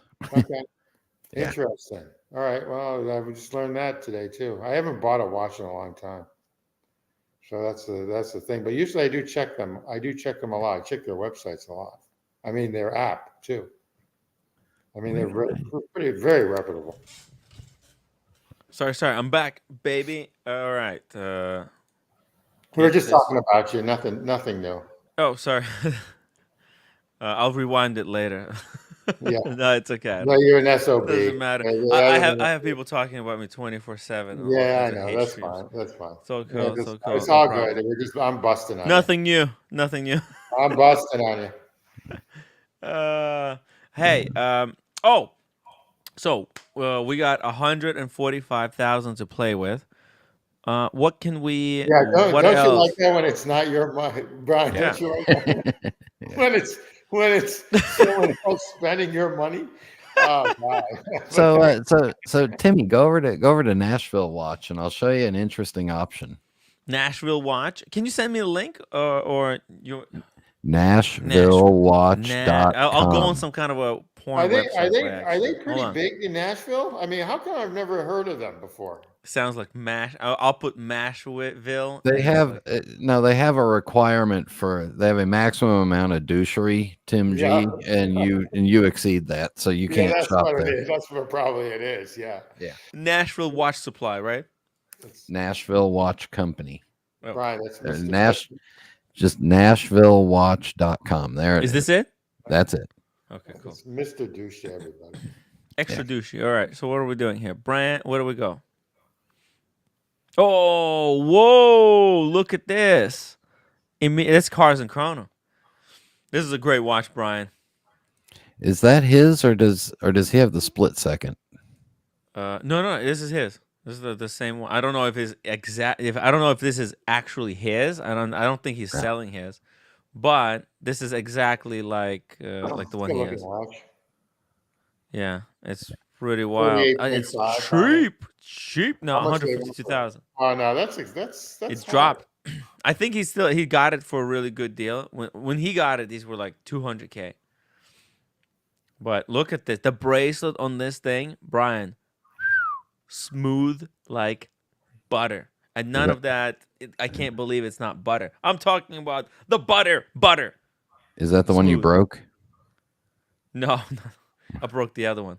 The 5990. No, look, I didn't break it. It didn't work after I used it. I used it correctly. It's on the live stream. I didn't take down the live stream. People go check it out. You broke it. That's what they say. I saw it. No, I can play it. You want me to play it? No. Okay. So scroll down one more line. One more line? Oh, wait. Here or no, here. On there. Look at the white dial annual calendar, the 5726. Oh, that's nice. Or the 5990. Wow. That's actually a good price. I like it. You can get both, actually. Oh, no, you can't. Actually. No. Those are nice. Right, those are both nice. See, I like the way the 5726 looks in white because it's got stuff in the dial and it fills up the dial. Man. By the way, look at the data graph here. That's another great watch. But 02, fuck! It's unbalanced. It's blank 2. Blank 2. Yeah, sorry. Blank 2. It should be 02. Yeah. They need to release an updated version like they did with the Air King. Or the other option is a little bit the next row down in the middle, that solid gold AP. The open worked or the other one? The chronograph. The chrono. It's an interesting take. I don't like open worked watches. That's a nice one. You don't like it open worked? No. Huh. Didn't know that. That's about normal price though for this right now. Well, see, this is the thing. When I'm getting ready to buy, I'm starting to learn the market on everything, and I'm dating when they've had stuff. And if they've had it for a long time and they need to move it, then I can call and say, hey, you've had it for a while. On this one, I got 55 or 54 for you. You want to move it? Yeah. You gotta pay attention to how long they've had it. So define long time for you, 6 months? Depending on the watch, but I know in the situation of most of these guys, like European watch is fairly well staked, and they'll sit on something for 5-6 months and they'll start lowering the price. Yeah, like the like the damn, what's the name of them? Laurent Ferrier's. Yeah. They've dropped their low model has dropped from 32 to 25.5. Yeah, go ahead.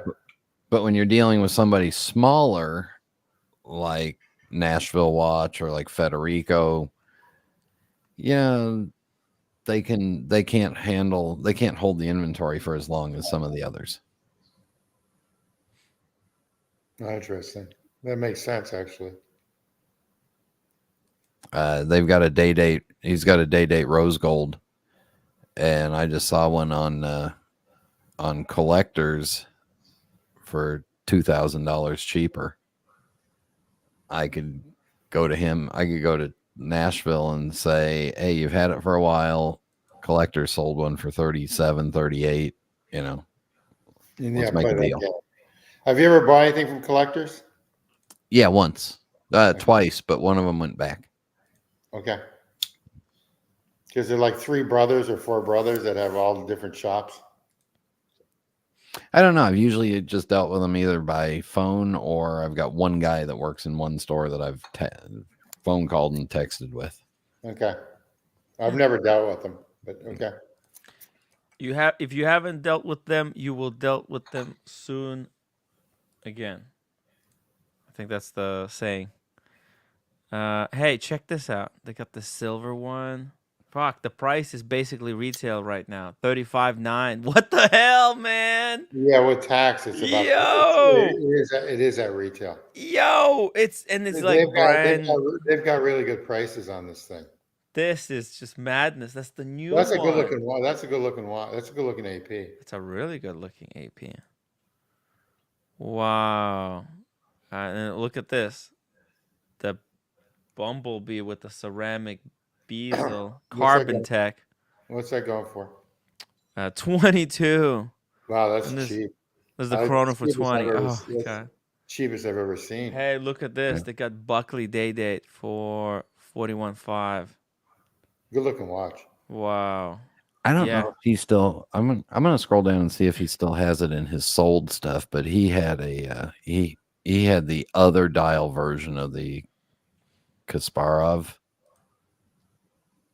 and I was really a gold version. No, he had the white dial with the black subs and the orange hands.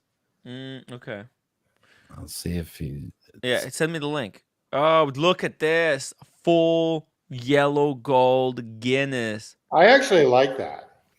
It's hot. This is a hot watch. That's one of the full gold ones I really do like. I think it's a good looking watch. Oh, man. Double D. Upgrade yours to full gold. What do they want for this? They want 41,250. What's the retail on it? About the same, right? Yeah, so I think so. It's basically retail. That's MSRP plus tax. I can get this without tax.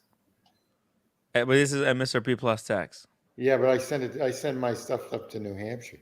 Yeah. No tax. Private chat, because I'm kicking myself for missing out on this one. This would have been a great combo. Two-piece knockout punch. A white Kasparov. Yeah. Wow. Well, he's already white, but he has a blue AP. Red tipped hands on the sub dials and a big red seconds hand. Wow. How much did this sell for? I think it sold for like 28, 29. Oh, that's a deal. Nice.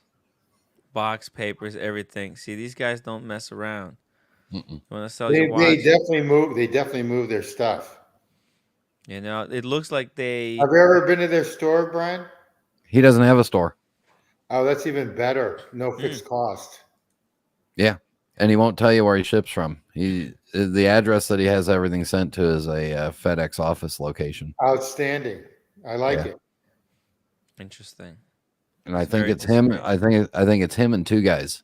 One does all the photography, and the other one does all the shipping. That's even better because Yeah. the costs are down to nothing. Yeah. I like it a lot.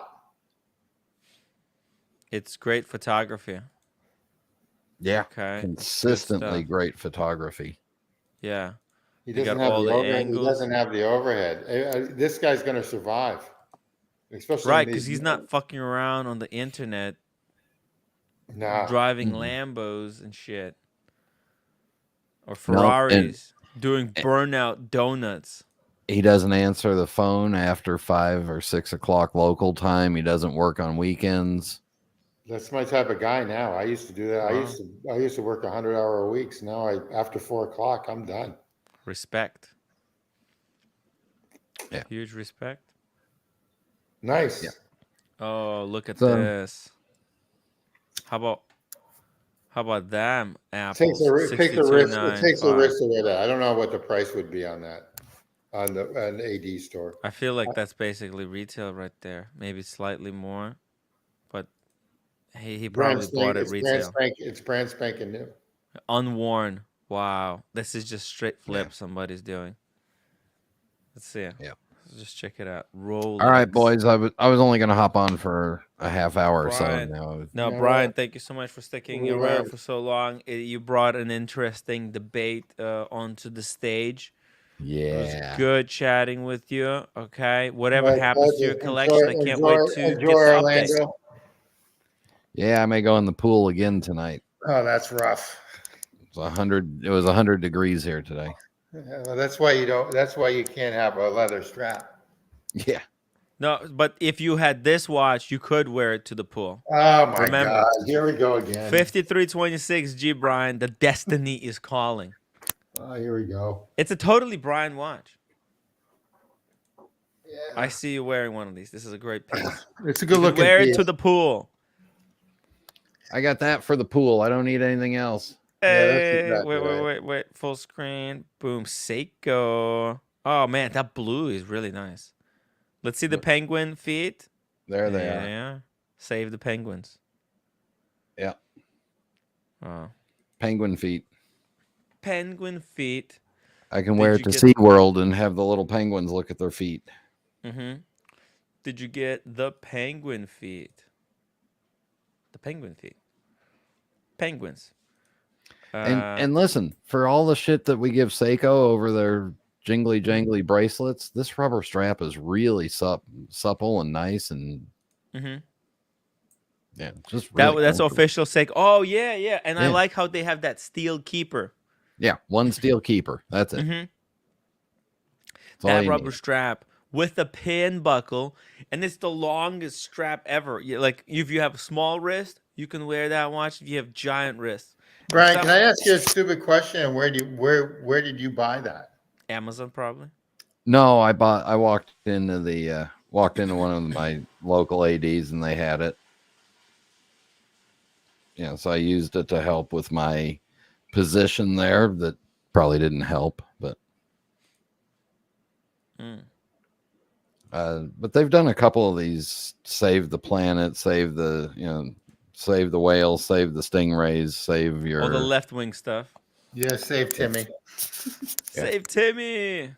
This one was for Antarctic research or something, and that's cool. Like that's Zenith. Oh, sorry, Zenith. Seiko, kind of doing collabs to commemorate special projects that they support.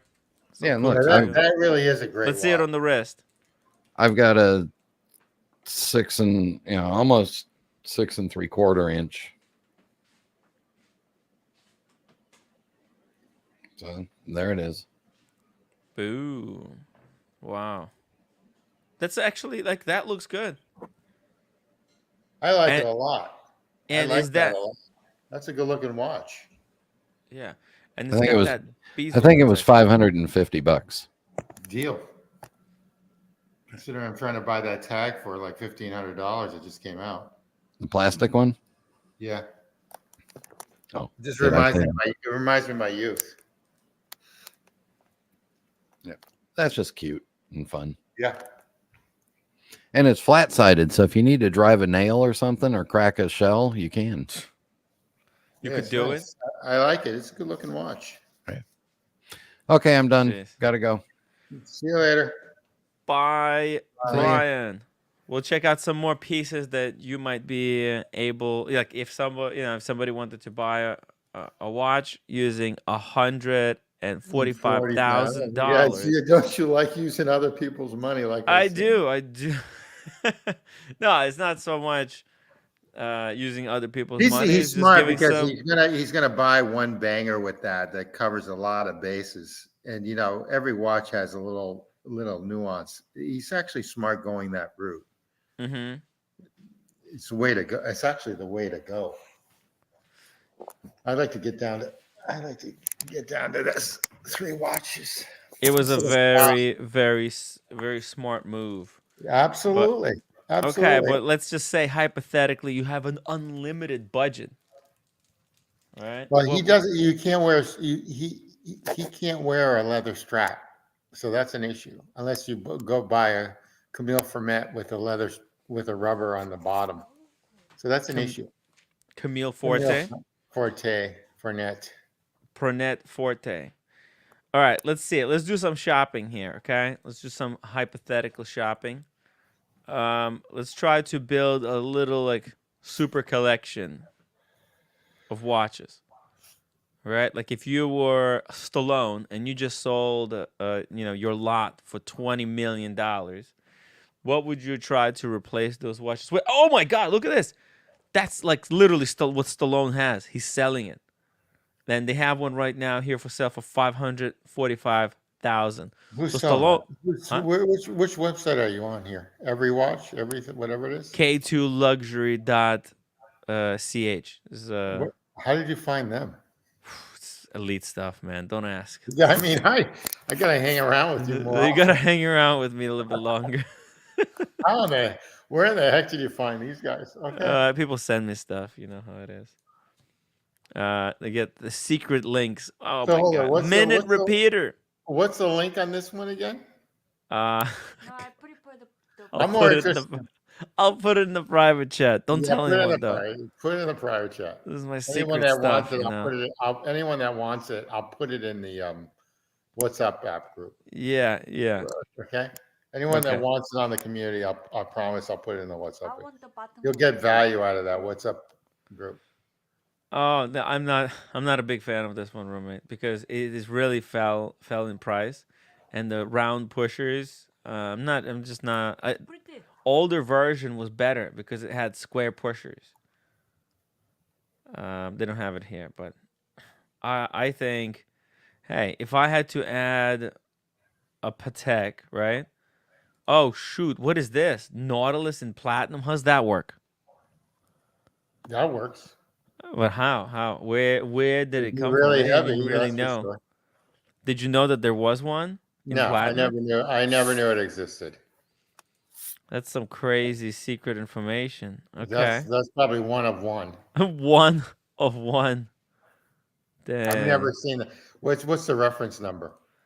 Oh yeah, look, it's got the I'm not shitting. Look at this. It's got the diamond in the thing. Very limited production. What's the what? Oh, look at that. 5711 1P-110. Yeah. I've never seen that before. Does that mean there's one platinum and there's 1 out of 10? Does that mean how many there are? How much do they want for this one? It's upon request. It's gonna cost a lot of money, but I bet you that's 7 figures. This is like Are you 7 figures? Maybe. I bet you that's 7 figures. Maybe. But hey, you know what? I'm a humble guy. I would go with 5270p. This 5270p. This watch. I thought I wanted 5170 in the past, but then when I saw this, it just blew everything out of the water. It's classic dress piece, heavy hitter, platinum, salmon dial, manual wind, perpetual chrono with the most beautiful Arabic numerals, in blacked out. It's just so cool. I love this piece. Hey, so this website is is from Switzerland. Yeah. Oh, is it? Oh, yeah, it Yeah. is. CH for Swiss. It's Swiss. Fascinating. It is, right? It's a pretty Yeah, cool. you got a lot of good stuff today. Okay, I gotta go through that. Oh, look at that! They've got, so you can get that for 120 on Jama Shop. How much are they selling it here? I've seen them on Chrono 24. This is the new 5164. Yes, so this is the basically, new and improved. Chrono has them now for 160K. 160K. Yeah, this model. That's a lot. They're going to drop very quickly, I believe. And very soon. I think they're going to mass produce these. Yeah, I think Patek is going to use this watch to undercut the gray market value of the predecessor model. I like it a lot. I wish it was in their grenade green though. I'll take no. I don't know. This blue one, to me, I think it would work with more like outfits. It's just more versatile. All right. But it's not standard blue that's already became very boring, or just boring black. But It's if you know, this, if you notice this year on Watches and Wonders, they used a lot of blue. you know what this is? It's aquanut. Yeah, that's what it is. Aquanut. Yeah, it's wild. I love travel watches. This would be I personally think it's the best movement for a travel watch you can possibly buy. It's just so easy to use. That's exactly press button up to go up, press button down to go down. That's exactly. It's a no-brainer. No-brainer. Yeah. I think it's the best. It's so easy. It's pathetic. Exactly. And to make something that easy is really hard to do. Oh, dude, there's also the 40th anniversary. I don't know about this one. It's a lot of hype, but I don't like when they do that. it's kind they put the dates on the dial. It's like when I had the 6007. Oh, they were very offended that I sold that watch. Tacky. Yeah, with the back with 6007, the stainless steel one with their logo on the back end. I hated that. Yeah, it's tacky when they do something like that. Yeah, it's a little bit tacky. But nice watch. That's a deal breaker for me. The deal breaker is it? That would be a deal breaker for me if they offered me that watch. Oh man, 430,000 though. These are very. Nah, you can have it. These were very exclusive. I like the baguettes. Sure. See, what I would much rather prefer if they took off the 40 stuff, the print, the 1976 to the blah blah blah. Putting it off a long time ago. They should never put that on. It's shame on them. Yeah. They just did baguettes, and then on the back they put that. That would have been they engraved that in the back. That's fine. On the back dot, on the back case back or something. Yeah, no, I agree. All right, let's go to the next brand. I don't need more than 2 Pateks. A perpetual with the salmon and aquanut. Fucking all you need from Patek. Let's go some AP or Journe. You know what? Oh my God, that looks like the Tom Brady watch. Jesus, I think it is. I gotta tell you something. That is a gorgeous watch. Did you see the Tom Brady AP version? Yeah, of this? That's just ridiculous. Tom Brady. Yeah, I did. It's this one, right? It's one of a kind. Oh, bro, look. Oh my God. Same dial. It's the same dial with a diamond diamond pavé bezel. They do a nice job with their tourbillon. They really do a nice job. They do. No, it's a fantastic piece. Oh, we got the awesome pawn. There he chat. is. Guys, up for the live stream for the awesome pawn, the pavon. How many upvotes do we have? How many upvotes? We've got 73 guys. Upvote the live stream. It's a slow day. It's Richard Mille is not very mass market There he subject. is. Pawn. Hey yo. Pawn. Yep. Which watch brand do you like more? FP Journe or AP? FP Jean, man. FP Journe. Yeah, man. FP Jean is. It's That's not even the close, new. right? Yep. It's hot horology, man. Hot horology. He's the Picasso of our day for watches. Oh my God! Look at this thing. That's the sweet. Beirut edition, Timmy. Beirut edition. Yep, that's the Beirut, Lebanon. Beirut, and They're gonna make a lot of money on that, boy. I love this dial. It looks like the sun, right? And the blue sky. So it's like a blue sky and the sun Yep. in this. Yeah. And it also kind of looks like the strap is going through the dial. That's why I think FP Jean in 20, 50 years, Timmy. Yeah. People will collect FP Jean like Patek Philippe. People do like now. He has built an incredible collection of watches. Like his the way he has assembled his brand. Do you know why, Timmy? Why he has a unique watches? Why? I think because he's French. French has a good aesthetic taste compared to Swiss folks. Because Swiss folks are pretty conservative.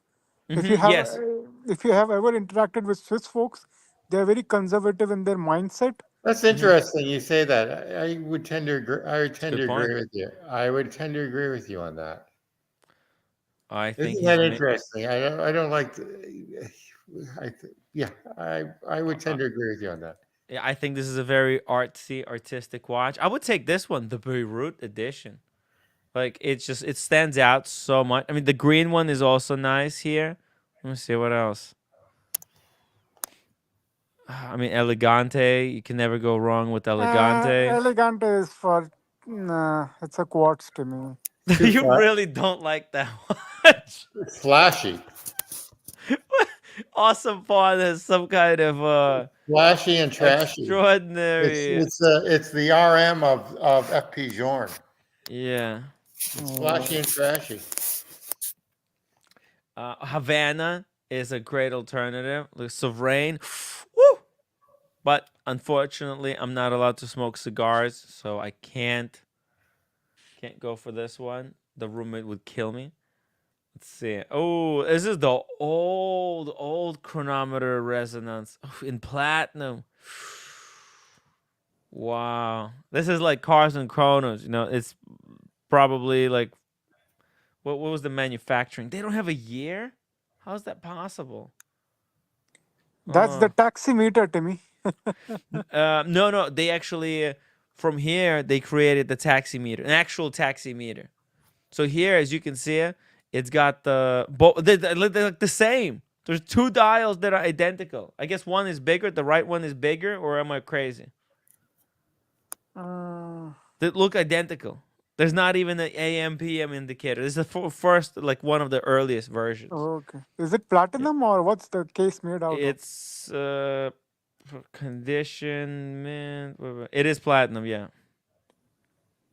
Chronometer resonance 2. Well, it's not brass movement version. So that tells you it's like a second variant. It must be mid 2000s, Timmy. It must be mid 2000s era. 2000s era. Okay, yeah, like mid, first portion of 2000, like up to 2010, I think. Oh. Shout out to David H for $20 super chat. Good stream. Thank you so much. Really appreciate the support, guys. If you like the show, make sure to upvote. And if you want to see more content, if you have specific questions, you can super chat them. We'll Timmy. Yeah. So for David H, can you pull up Phil Toledano's watch? The what? Phil Toledano released a watch. Can Phil you go to Toledano? Yeah, from Hodinky. Can you go to Hodinky? Hodinky. Okay, I think Hodinky. David might like that watch. Hodinky.com. Yep. Or Insta. I think I checked on their Instagram. Instagram, Timmy. Okay, Instagram. Second. So, Hodinky, right? yeah, he has a Lapus Lazuli dial, Timmy. And the Lapis lazuli. and the Really? watch is 4 grand, I think. 4,000. That's it. Yeah, it's a mix of King Midas and Oh, Piaget. oh, dude. Okay, I saw this watch. This is like what? There's an article somewhere. Okay, we need Toledo Chan. There we go. This one. Huh? $4,000, Yep. guys. I think Uh, Sean and David H might like these sort of stuff. It's pretty 80s, Art Deco-ish 80s. yeah, yeah. I kind of like it. It's kind of King Midas vibes a little bit. It's a mixture of Piaget and King Midas, Timmy. Mm-hmm. But it also kind of exposes a little bit the fact that hey, lapis lazuli, maybe it's not as expensive as the day dates try to portray they are. But this is a winner, 4,000. Okay, here's the case, 1 out of 175. I wonder how they came up with that price. There's how the links work. Wow, seamless design, and it's one-sided. You see, the links are finished one way on one side and then the other one on the other. Yep. It's asymmetrical. Oh man, it is So, cool. Timmy, have you heard about brutalism architecture? Brutalist. Brutalist? Yeah. What the So heck is a the brutalist? so the watch is inspired by brutalism Oh, okay. Yeah, it does look okay. I'll show some because brutalism yeah, architecture. Europeans and I think Soviet Union, they Hmm. were pretty popular for using a brutalistic architecture. Yeah, well, it kind of looks like the CIA building and stuff. FBI, right? IRS building is brutalist, I would say. No? Yep. Because Okay. communist countries used to be pretty popular of using brutalism Mm-hmm. because it's like no individualism, no art deco, only brutalistic. And I think Mm. Phil was inspired by that when he designed this watch. Oh, hold, let me show you something. Wasn't it Venice train station? Let me see. Images. That's very brutalist. Let me ask you if this is brutalist design. Okay, here we go. Boom. What? This is a Venice train station. Can you zoom in, Timbo? Designed in 1930s, completed 1952. Okay, sorry. Here. Yep, that looks like brutalistic. It's just a slab Yep, of concrete, right? yep, that's the idea. See, look, there's other architecture, and here is the station. Just a slab. Yep, Boom. There you can see it from the other angle. You can see all the boats kind of coming in. There's other buildings that look beautiful and class. And here's just a slab. Boom. Just in the middle. Inside it doesn't look I as think David is bad. asking for what's the watch name? He want to know the Oh, name of the watch. oh. The name of the watch is Toledo and Chain.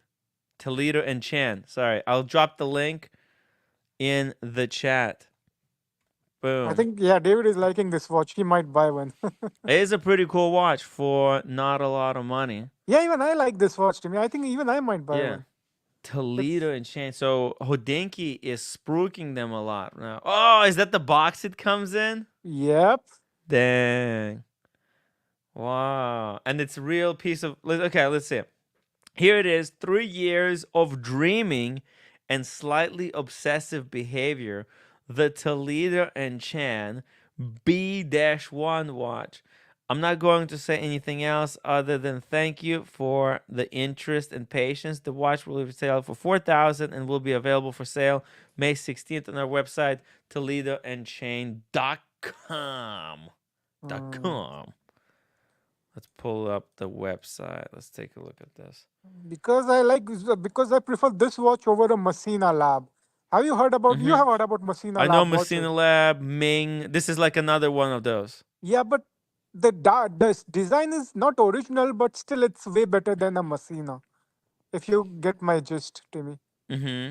Okay, I'm trying to. Because I don't want to defame anyone, but Messina guy, he takes a lot of design aesthetic from a Patek, from 40s or vintage Patek. So I'm like, okay, man, but yeah. Wow, what But this is. yeah, look at this. This is original, Timmy. Not original, but derivative. Still, Yeah, it is cool. It's like lopsided. yep. Very, you know what? And it's not a lot of money for something kind of experimental. Mm. And if it's got a piece of lapis lazuli, then oh, there we go. You can see the windows are kind of the case is inspired by these windows there. Whoa, we got Oshino Mali in the chat. Fascismo architecture, it's all over Italy. Cool and boxy. Check out the Colosseum Quadrato. The right wingers here think it's pretty. It tells you everything. Okay, let's pull it up. Pull it up for Oishin, the man, the myth, Colosseum the legend, Timmy. Quadrato. Hey, I might be going to Venice and Italy instead of going to London. Whoa, there you go. Yeah, I think fascismo is different than brutalism, Timmy. Because this doesn't indicate a brutalistic. I think that's something different that Oishin mentioned. Okay, maybe. Oh, maybe here is different. Whoa, arches. It's like arches. They took. Oh, okay. They took. You know, like a Colosseum. Huh? This is like a piece of art. You know, all the arches. You know, Colosseum. What's it called? The Colosseum with Treventi. I look. I'm not looking this up correctly. Hold on. Is it images? Oh, okay. So there is obviously there's the regular Colosseum. Where's this? Is this an actual structure or? Man, it's an actual structure. Oishin mentioned it on the comment. Damn. Okay. Are you alright, Timmy? Look at this. Sorry. Check this out. Okay, I'm just verifying, man, because No I'm getting worries. paintings No of it. worries, man. Okay. This looks like AI images. I cannot get a really good image. Yeah, this looks like AI, Timmy. That I agree with you. Okay. Look, so he's distinguishing. Brutalism is British. Fascism is Italian. Okay. You understand? So it is slightly different. Yeah, it's slightly different. Yep. Yeah. Pretty cool stuff here. And yeah, you could see how that brutalist kind of imagery plays out in this watch. Yeah. I would love to see more brands try something like this. This is a very interesting direction in which watches can go to. Timmy, Right? can you pull up Brew watches? I think you might like them. They're like not similar to this, but they are very basic. Brew watches. Brew, I know Brew watches. They're from New York, so you must have met them. Yeah. Brew watches. It's not very. They got a coffee stick. Yep. They're doing a coffee But thing. Yeah. this looks very. It has a fierce design aesthetics, Timmy. A what? It has a bold, fierce aesthetic. It's like a chunk of a square chunk. Can you zoom out of the picture? Can you just pull up any picture of the? Let me pull up a different picture here. Oh, here's a picture. Look at this, Timmy. What do you think? Tell me your answer. Tell me your opinion, Timbo. That's very nice. I'm not gonna lie. It's very nice. It's And I think this is $500 or $600, Timmy. 500. Yeah, I know. I think Britt Pierce, she spruiks these pretty hard, right? Man, why not? You should start spruiking, Timmy. You're from New York. These? Yep. I don't know. They have so many versions now. I remember when they first started out, they were very cool. But now they're just look. Now there's this version. There's too many versions. I can't keep up with everything. You know. Yeah, Just let's go to the old school, yeah. this image. Yeah. Yeah. Hey, this is the good stuff. Yes. Because look, those brew watches, I don't think it's gonna go anywhere. They're cool alternative. Like they're for hipsters. All right. They're for hipsters, who are in college and they like going to Starbucks, kind of like me. Um, going to Starbucks and just they don't really care about watches, but they want to have something that's slightly unique. I think it's like a coffee timer as well, right? It's not just regular movement, but this is art, right? This watch Yep. And it might be a collectible, Timmy. well, I wouldn't go that far. It all depends on how they're going to Yeah, maybe that's true. follow this up, right? But it So is a watch Timmy, worth. Phil is from UK. He's a British folk guy living Hmm. in New York. Oh, for the brew. No, this watch, Phil Toledano. Oh, The Phil guy, Toledo. yeah, Really? he lives in New York, but he's a British native. Wow. He used to be a writer. I think he still writes some books, but he used to be pretty big writer. Well, I need to see the whole interview with the Hodinky. Yeah, he was there in the Talking Hands with Hodinky, Timmy, 3 to 4 years back. Oh, okay. Well, I mean, let's get the links, and maybe tomorrow we could do a whole show on this watch. It's a great watch. Let's. I'm doing a bit of a shopping game here. We'll resume with normal programming, right? Sorry, Yes, I'm doing it a little challenge here. I'm trying to build an unlimited budget mega collection. Oh, you know what? Chronometer Blue. That's a no-brainer. Or is that too boring? It's too boring I nowadays. think it's a good alternative The to a Beirut is Calatrava. better, right? Yep, that's That's it. that's it. There you go. Okay, I'll put the Beirut. FB Journe.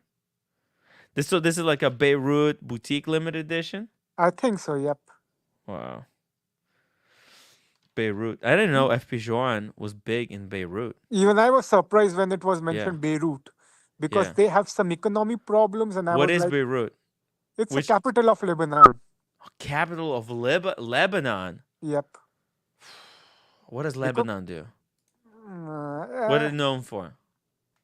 that's a good question that even I don't know the answer of. Man, I don't know anything about Lebanon. I heard it like there's like legends and stuff about Lebanon. Okay, Yeah. let me just read it real quickly. The Republic of Lebanon is a country in Levant region. Oh, they're like right there above Israel. Holy frick. So officially the Republic of Lebanon is a country in West Asia. It's bordered by Syria to the north and east, by Israel to the south, and by Mediterranean Sea. It's really nice. They got nice coastline Yep. there. But it's an old country. Yeah, Lebanon, man. They go to 5000 BC. The earliest evidence of human civilization in Lebanon dates back to 5000. It's crazy. People have been living in Lebanon. So it's pretty cool, to get a watch Yeah. representing I kind think, of and you can that easily area. get them, Huh? because the thing is that, to me, Lebanon is going through economic crisis. Well, it's climate. Why? What kind of economic crisis? I think because of inflation and terrible geopolitics, they Well, don't they're have. between a rock and a hard place, literally. Yeah. I wouldn't go deep into politics, to me, but yeah, the No, I'm not economy is not going. doing well. Yeah, I'm just saying. They're not in it's not an easy place to be in. They're not like United States, surrounded by ocean on all sides. You know? Uh, yep, that's why I love US, man. Yeah. The greatest country of this world. USA. The Timmy, only the say it only with me. people USA. the only people USA. USA. Yeah, the only people that we have to be afraid of in United States is ourselves. That's the only. So it's pretty crazy country, but hey, it is what it is. Um, yeah, Ukraine was pretty cool as well until the whole war nonsense. Kind of got lucky there, huh? Yep. Huh. It's almost like my mom saw it coming. Pretty, Yep. pretty interesting. Oh, look, it says FP Phi Jorn. Sorry, J. The J is not. The J is like a different letter. You see this? Yeah. Sorry, it's not a J. Sorry, it's FP, and then it's got some kind of different letter. What the heck is that? That's interesting. That's not. Is that a typo? That they put a typo? That FP Jorn accidentally when they were typing out this is an arrow dial. I think it must be because of some Arabic. It might be some related to Arabic alphabets. Oh, okay. Never mind. I don't know, Are you man. sure? I don't read Arabic, but that might be one of the reasons. Mm-hmm. Yeah, I'm not sure what this is. But Timmy, I think this might be a collectible. Look at all the stuff FP has done in this dial. It's Arabic numeral, then the Jean, the name is different, It's and it like a also has yeah. Oh, it says Biblos. Oh, instead oh, of Genève, it says Biblos. interesting. I think this is where the word Bible is coming from. You sure? If I was a gambler, I would say so. I was like, you are sure? That's why you're telling me. No, Okay. I don't know. Let me let's Google it. Biblos, Biblos. Here we go. Biblos. Oh, it represents the marriage of Eastern Mediterranean cruises with the strong influences from. Okay. Oh, that's Miami. Biblos. Wait. Biblos definition. Okay, and it's Greek. Byblos is an ancient Phoenician seaport city located on the Mediterranean coast in Lebanon, about 20 miles north of Beirut. Oh, so Yeah, so now it it's makes sense, huh? yep.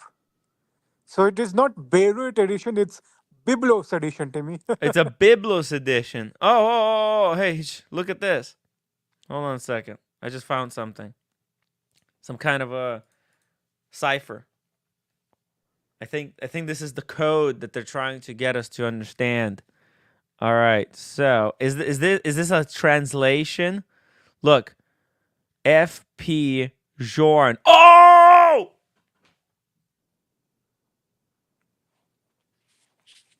I mean, Tap, are you seeing this? Look, this is English at the bottom here. Yep. You see letter G and J looks like this in Byblos. You see, it looks like a check mark upside down. You know, when you successfully Yep. completed something. Yep. Do you see that check mark, upside down check mark? Yep. That's the J letter. Oh, I told you it must be some Arabic alphabet. You were right. It's Arabic alphabet, and it's pretty cool. Pretty cool here. Byblos. All right, I would go with one of these. I like this one. This looks like a really interesting watch. So I'm gonna add this one, Beirut. Maybe guys, if you don't like it, I get it. I can't afford one, so it's not like I'm gonna be buying these. But it is cool to see what's different. There, look, this Kermit FP Journe is a great option as well. Nah, Timmy, this looks like a Grand Seiko dial. Grand Seiko. It reminds me a little bit of that green that's on the Tudor yellow gold. Yep. Do you remember Grand Seiko bamboo shoot, something like that? They had the similar dial color. A what? Grand Seiko had a bamboo dial watch, and the color was same as that FP Jean. I don't remember. You have a link? Timmy, I'm speaking from an iPhone. I know. No, sorry. Okay. Well, next time. Any other options? Just to check real quick. Brian sold his FP Journe. Did he had Elegante or was it something else? He had this sports titanium one, blacked out. Oh yeah, I remember. It was some Yeah. Octofin. It was. Yeah, no, I have seen that watch. Yep, I know what you're talking about. Yeah, it's It's nice. Yeah, but I think he's gonna buy a Patek, I think, Nautilus.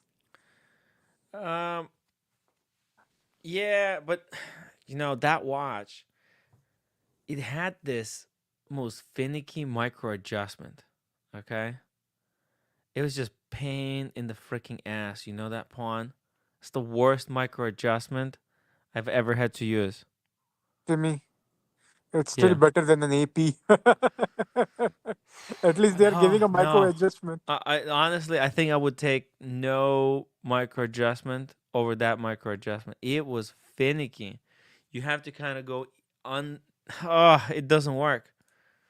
It really, it wouldn't hold in there. Oh, here. Thank you. This one, Yep, right? yep. I was talking about this one. Yep. That's what it reminds you of. Jesus. Well, Humble Pine might have this one actually. Man, Humble Pine is a big GS guy, I think. Yeah, he's Big G.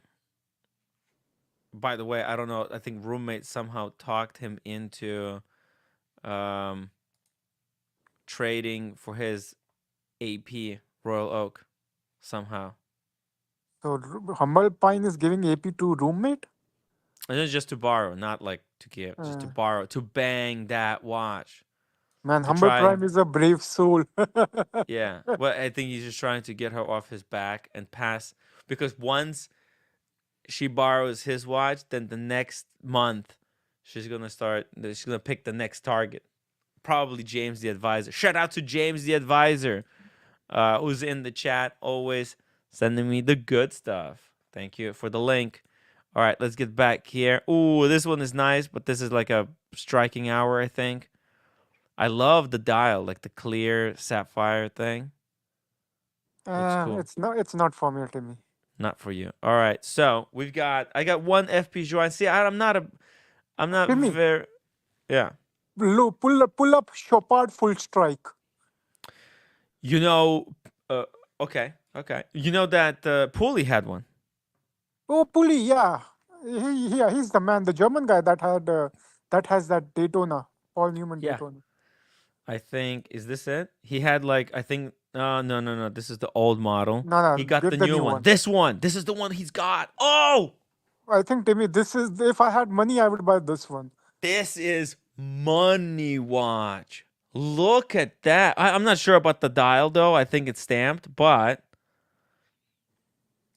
I mean, what a piece. Look at Yep. that. Oh, maybe it is guilloche. I Who think it's freaking Guilloche, knows? Timmy. They go I don't for think 70 grand, 70, 80 grand, I think. I know, but I don't think they can guilloche stuff like this. This is just one of those patterns that I don't think is possible. But if you tell me it's possible, I'm gonna lose it.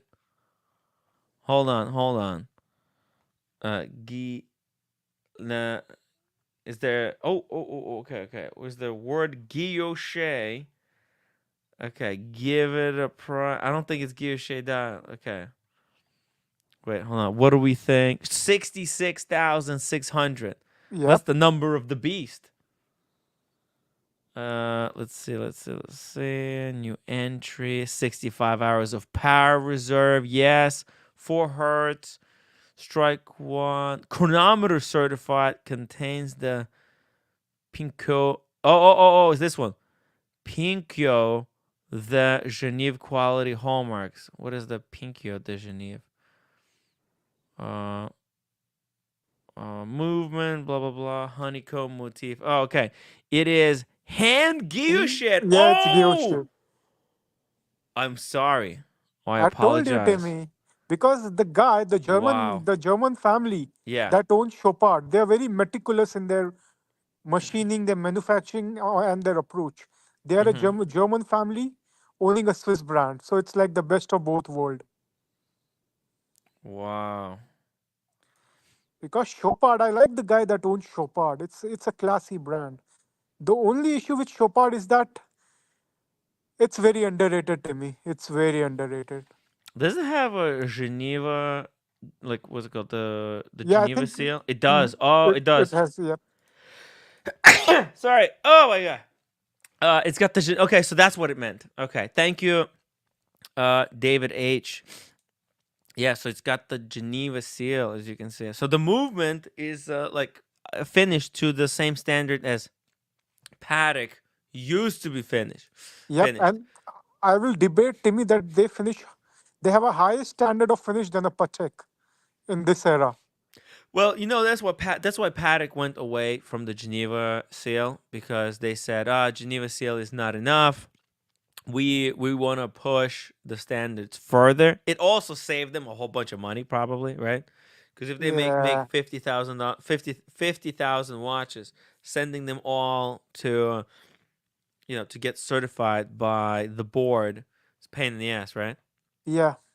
And the thing is that so they still do hand finishing Patek, but most of the stuff they basically use a machine. Then I think they do once, or they touch it once and they are like, yeah, it's hand finished now. Mm-hmm. But look at this finishing, Timmy. It's all hand finished. Because this is a Chopard, I think they only release 25 pieces or 50 pieces every year of full strike, something like that. Oh yeah. It's a limited production. Let's see here. Let's go to the back. Oh, yeah, I mean, these are difficult to do. LUC. Oh, 25 pieces limited. Yep. Wow. Okay, so he's got one of the 25. It is pretty cool. It's like the Patek micro rotor movement. The one on 57 5712. Like I think I have seen it. Yep. I know what yeah. you're talking about. Yeah, Humble Pine got one. It's really badass. Oh, and OG Dangus, he liked the Grand Seiko. Shout out to the OG Dangus. Derek M says, I fell in love with the Grand Seiko because I fell in love. Wow, with the green. Matt Pawn, some good Grand Seikos. I like the Peacock one. The Yep. Peacock? What you're talking about? No, I don't know what you're talking about. The Peacock Grand Seiko. Look. Peacock Grand Seiko. The Peacock, this one. Oh yeah. Oh yeah, I've seen this. Yep. I know. It's Yeah, pretty I've seen cool, this. right? Yep, that's a good watch. So to me, Grand Seiko is a good watch. It's good bang for your buck. The only issue is the bracelet. They don't have Bracelet is micro shit. adjustment. Yeah. Yeah. But the dial, they make the best dials in the business, to me. Yeah. They have the best dials. Oh yeah. I think they compete with Moser on their dial making techniques. Their hour colors. markers are the sharpest Yep. among all other watchmakers. And they I'll have give them Zaratsu polishing, which is basically black polishing, I think. Yep. On the tin plate or whatever they do it. It's wild. It's wild. So yeah, I think if you're a guy that has just started this hobby, Grand Seiko is a perfect watch. Humble Pine has a whole bunch of Grand Seikos. Humble Pine, Dingo Dave. Dave. Yeah. Dr. Bob's Nightmare had a Seiko, but with the Grand Seiko spring drive movement in it. Yep. Dr. Bob's. Yep. I have a Seiko here. Got this Seiko. Oh man, I have to talk to my mom about whether they want to buy my watch. I totally forgot. Just realized it somehow. Check this out. How cool is that, right? The Seiko. Yep. That big hand. I mean, this looks almost just as good as the Ichi 2. You know the Ichi 2? Yeah, I know. Yeah, Ichi, yeah. Yeah, I mean... and to me, I think Grand Seiko this year released a manual movement. Uh-huh. And basically, when you wind that watch, it has a bird noise. Have you heard? Really? Like a chirping bird noise? Yeah. Chirping bird noise, and they have even the movement, I think, even that part looks like a bird. You can pull up a YouTube video. It's pretty amazing. A Grand Seiko did this? Yeah, this year. I think they released in this Watches and Wonder. It's pretty crazy. Hey, I really like this Panerai. I need to put it back on the rubber strap, though. Yeah, I know. Yeah. That's a rating skiller, Timmy. Panerai is no good? Panerai is shit. What the hell? Okay, never mind. All right. What did you want me to pull up? Sorry. That Grand Seiko manual wind that was released this year. Okay, Grand Seiko Hodinky. Let's see. There was quite a few releases. I think Okay. Humble Pine should get that one, the manual wind one. Even I was impressed with that watch. Really? Yep. Okay. Ooh, Hodinky staffers chat about top tier lots from upcoming Geneva sales. Oh shit. Okay. We can talk about this later. Let's see it. Not this one, not the Kodo Daybreak. Right? No, man, that's What out is of it? my budget. Is that a tourbillon? I mean, what is this supposed to be? Yeah, it's a tourbillon, I think. Just a tourbillon? That's it? With a power reserve? Yeah, but it's very accurate tourbillon, and it has some. See, it has some stuff that even I don't know what it is, Wow. but yeah, I should it's read the pretty article impressive. Yeah. after this. Pretty crazy. Double a barrel. I like how everything is very symmetrical, right? You got these two barrels very symmetrically here, and with the Grand Seiko logo. Grand Seiko logo is inscribed kind of into the base plate. Looks nice. Instead of chiseling out on the underside of the glass. And the tourbillon has this crazy beautiful cage. All right, but let's get to the manual wind one. Okay, we'll have to go back in time. Yeah, pull up manual wind for Humble Pine. I think he must have that watch. He should have. He should buy that watch. Even Yeah. I'm thinking about buying that damn watch to me. Really? Oh Yeah. my god, you're crazy. Okay. Okay, where the heck? These articles. Man, too much. Oh, That's why I hate okay, Hodonki. okay. Is it this one? Yeah, can you No. show me the case back? Okay, I don't think it's this one. This is the. Fuck's sake, man. This website is just. Oh, That's- okay. It's probably this one. Okay. Oh, no. This is the automatic. This one? Yeah. Can you zoom in? With Is the it- bird? Is this what you're saying? The bridge looks like a bird? No, I think this is this one, and I'm talking about the wheel at the bottom. The wheel at the bottom. Okay, this The wheel. gears at the so bottom. the ratchet when you Yeah. you wind it, right? Yeah, Kinda like, it chirps like a bird. Kind of like. Can you hear that?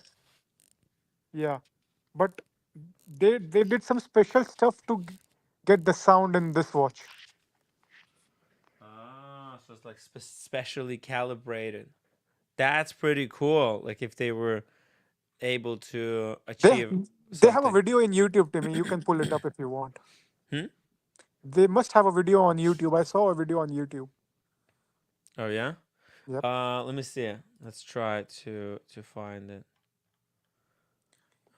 Here we go. Mm. Great. Let's see. Okay. SLG. Oh, Monochrome has a video on it. Okay. I saw this watch. I thought it was pretty badass. Here we go. Let's do the audio. Quick. Okay. Grand Seiko expands its Evolution 9 collection It's a with good more watch. compactness, more elegance, and a hand-wound movement. Nice. Just the You're automatic watching movement, not- Monochrome. And here's a closer look Wow, at the the brand dial new looks really Grand nice. Seiko Birchbark hand-wound SLGW 003 and SLGW 002. First presented in 2020, Grand Seiko's Evolution 9 collection introduced several updates to the brand's design codes, as well as a brand new series of movements, evolutions of both the automatic and spring drive families, including the innovative 9 SA5 caliber with dual impulse escapement. In the meantime, several important models joined the family, such as the acclaimed White Birch or the Tentograph. At Watches and Wonders 2024, Grand Seiko launches another important pair of models, the SLGW 003 and the SLGW 002, more elegant, more compact, slimmer, and mainly Let's get to equipped the with a new manual hand-wound wind here. movement. Yeah, man. With too much as the bullshit. first high Too beat much hand info. next to the ratchet Jeez. is a nice touch. Oh. Both the titanium finishes. The click next to the ratchet is a nice touch. The click Both next the to the titanium Grand ratchet. Seiko Birchbark with acclaimed accuracy surpassing chronometer standards. They're gonna This play it? No? 9SA4 is also a handsome movement they're gonna with do it. nicely designed bridges, a power reserve on the back, and refined finishes. The click next to the ratchet is a nice touch. Okay, they're not gonna play it, but Yeah, it is a fuck good looking monochrome, watch. Timmy. Fuck them. Yeah, yeah, that's bullshit. Hey, listen, I need to get back here. Let's get a few more watches into a mega collection, right? Let's Yep. see. We got FP Joran, 2 Paddocks, Salmon Dial. We got the dress watch, and then the Aquaterra. What else? What's your third favorite brand, Pawn? Timmy, Romain Gauthier, what do you think about that? Romain Gauthier, I love it. Love the Romain Gauthier. They're just way too expensive. I don't think I would be able to, even if I had money, I don't think I would be able to kind of have the courage to buy it. I don't know enough about him. I would have to know more about the brand. I would need to deep dive. You're gonna spend that much money, you have to know everything about it. Whoa, this guy has an incredible selection of Voutilainens. I would go That's for what I Voutilainen. said, How about you? Kari Voutilainen, man, I think they are more than Romain Gauthier to me. They are expensive. Yeah, they are way No, expensive. you really think they're that expensive? I think they Yeah. came down. No, I saw some prices on European Watch Company, and they were going, I think, for 200 grand, something like that. Oh, okay. Well, actually, never mind. All of these are sold. There's one price on request, and there's this one for 120,000. Oh, that's clean. Look at that. But it's too boring, right? It's not carved with a line. Yeah, pull up Yeah. Romain Gauthier logical one. Okay. Oh. And Okay, logical one. Okay, here we go. Boom. This one? Wait, oh, you can't see it. Jesus. yeah, I can't see There it. we go. Yeah, this one, Timmy. Oh, man, this is Fuse chain. Yep, you know what I'm trying to say, Timmy. Yeah. Now look at this watch and compare it to a Kari Voutilainen. Who Kari will you select? Which watch will you get, Timmy? Be honest. This or a Kari Voutilainen? Oh, man. Well, I mean, if it's unlimited budget, then obviously this one. That Fuse chain, that's a Yes, miracle sir. of micro engineering. Yep. It's almost impossible to make. I mean, what? I'm worried about the service though. Like that is just, this watch puts fear into me. I think You if you have understand? unlimited budget, Timmy, you can service this watch. Right, unlimited budget, of course. All right. Okay, I'll put down one of these logical ones. Hell yeah. Because I like watches that without too many complications. That Patek was an exception, but we want to keep it simple. This is a great, like, a dress watch. It's a heavy hitter, but you don't have to navigate it. Oh, frick. Okay. They have a Le Mans price on request. Oh man, these dealers are probably asking insane money for these Le Mans Daytonas, because I think prices are going to be going up on them, and everybody wants to get the maximum buck for their money. Yep. Right? I think Rolex is a perfect one and done watch to me. Whenever Yeah. you see a Rolex, you are like, yeah, that's a working man's watch. Mm-hmm. Yeah. Because whenever I see a rich plumber, Mhm. rich janitor, Rich. When you see a plumber with a Rolex, you know that they're the most successful plumber out there, right? yep. Look at Red Shovel, man. Oh my God! Look at this.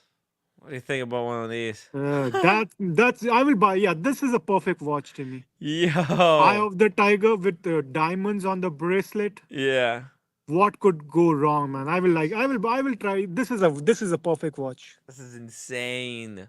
I love it though. If I'm a Kendrick Lamar This is or if for true I'm Drake, celebrities. Yeah, yeah, it's for Kendrick. rappers to me. Yeah, definitely. But this is Kendrick a Lamar, true rappers watch. If I Jay-Z. was a rapper, I would be proud to wear this watch because it's a Rolex, man. It's a I true Rolex. It's in house. I'll go with one of these. And it's a conversation piece. Whenever you are going to a party or to a dinner, people will Yeah, be like, "What the hell you are wearing?" and I like it because it's called Eye of the Tiger, and I only have one eye, so it kind of works. Eye Yep. of the Tiger, and it's a great song. Yeah, but yeah, it's a Katy Perry song, I think. No, Eye of the Eye Tiger. of the Tiger. Yep, it's a Katy Perry song. I'm pretty It's sure. by Survivor. What do you mean? It's not a Katy Perry song? What the heck? It's by Survivor. I'll just check. I think you got songs confused. Oh yeah, you are right. It's by Survivor. Why did I thought that Katy Perry had the same thing? That's weird. Kathy Perry. Oh, it's Eva. Oh, it's Roar. It's Roar by Katy Perry. Oh, Roar. Okay.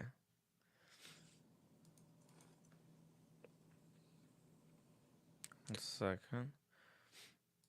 Timmy, you should invite Katy Perry to your live stream, man. Look at that chick. Invite Kathy Perry to the live stream. Yeah. Yeah, I wouldn't mind. She's cool.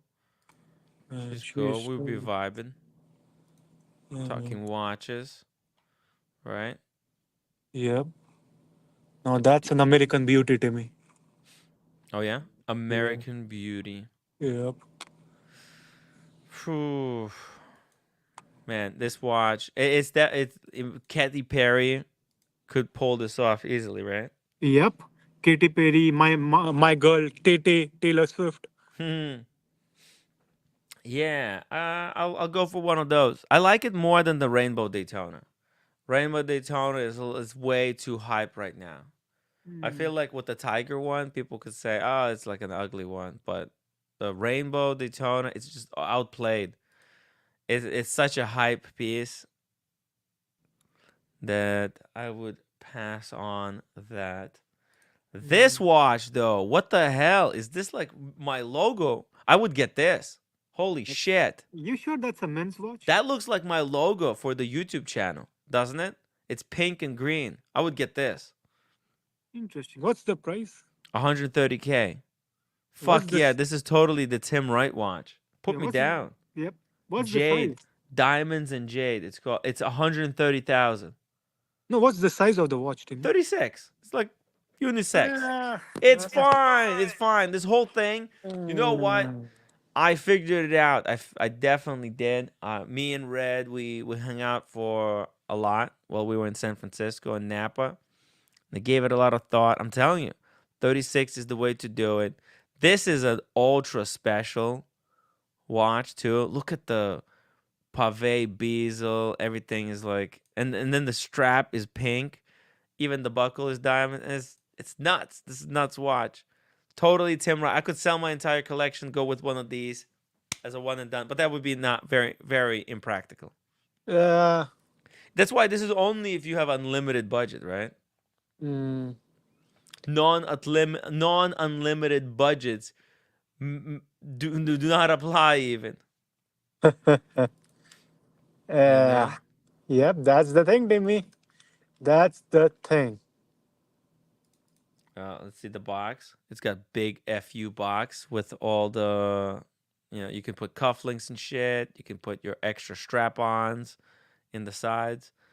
It's Timmy, I good. think we are forgetting one brand. Yama upvoted the Tim channel. Thank you so much, Yama. Let's try to get to 100 upvotes, guys. Well, maybe it's not possible. We got like a couple of minutes to go. And can I make a public announcement? Yeah, please. Super chat, folks. Super chat chat for the now. If send you enjoy these shows, guys, super chat, and I'll be back tomorrow. Send money now. Send money now. Send money now. I'm gonna go to Italy. I'm gonna take you guys to PT Uomo. I think that's where I have to go. Timmy, can we meet Chloe? Do you remember Oishin had Yeah, we can Chloe? meet Chloe again. Man, We could go to the bar and man, we she can was a good recreate looking some chick. scenes. Yeah, I like Chloe, man. She was cool. Yeah, that's why I love French woman. Italian. No, I prefer French over Italian woman. I will be honest here. French. Yeah. France. Okay, you Baguette. know what? Yep. Let's do one more watch. What about Lange, Timmy? For James the advisor, we have to get Lange. some Lange. Yep. Oh man, look at this AP. Fuck. That's Uh, another like Timmy watch. Pretty cool stuff. Timmy, whenever you show me watches with diamonds, Get that it shit off the screen, right? nope, it's a yes for me. Hey, I oh man, love look at this diamonds. one. So A Timmy, Submariner with sapphires. This yep. is factory.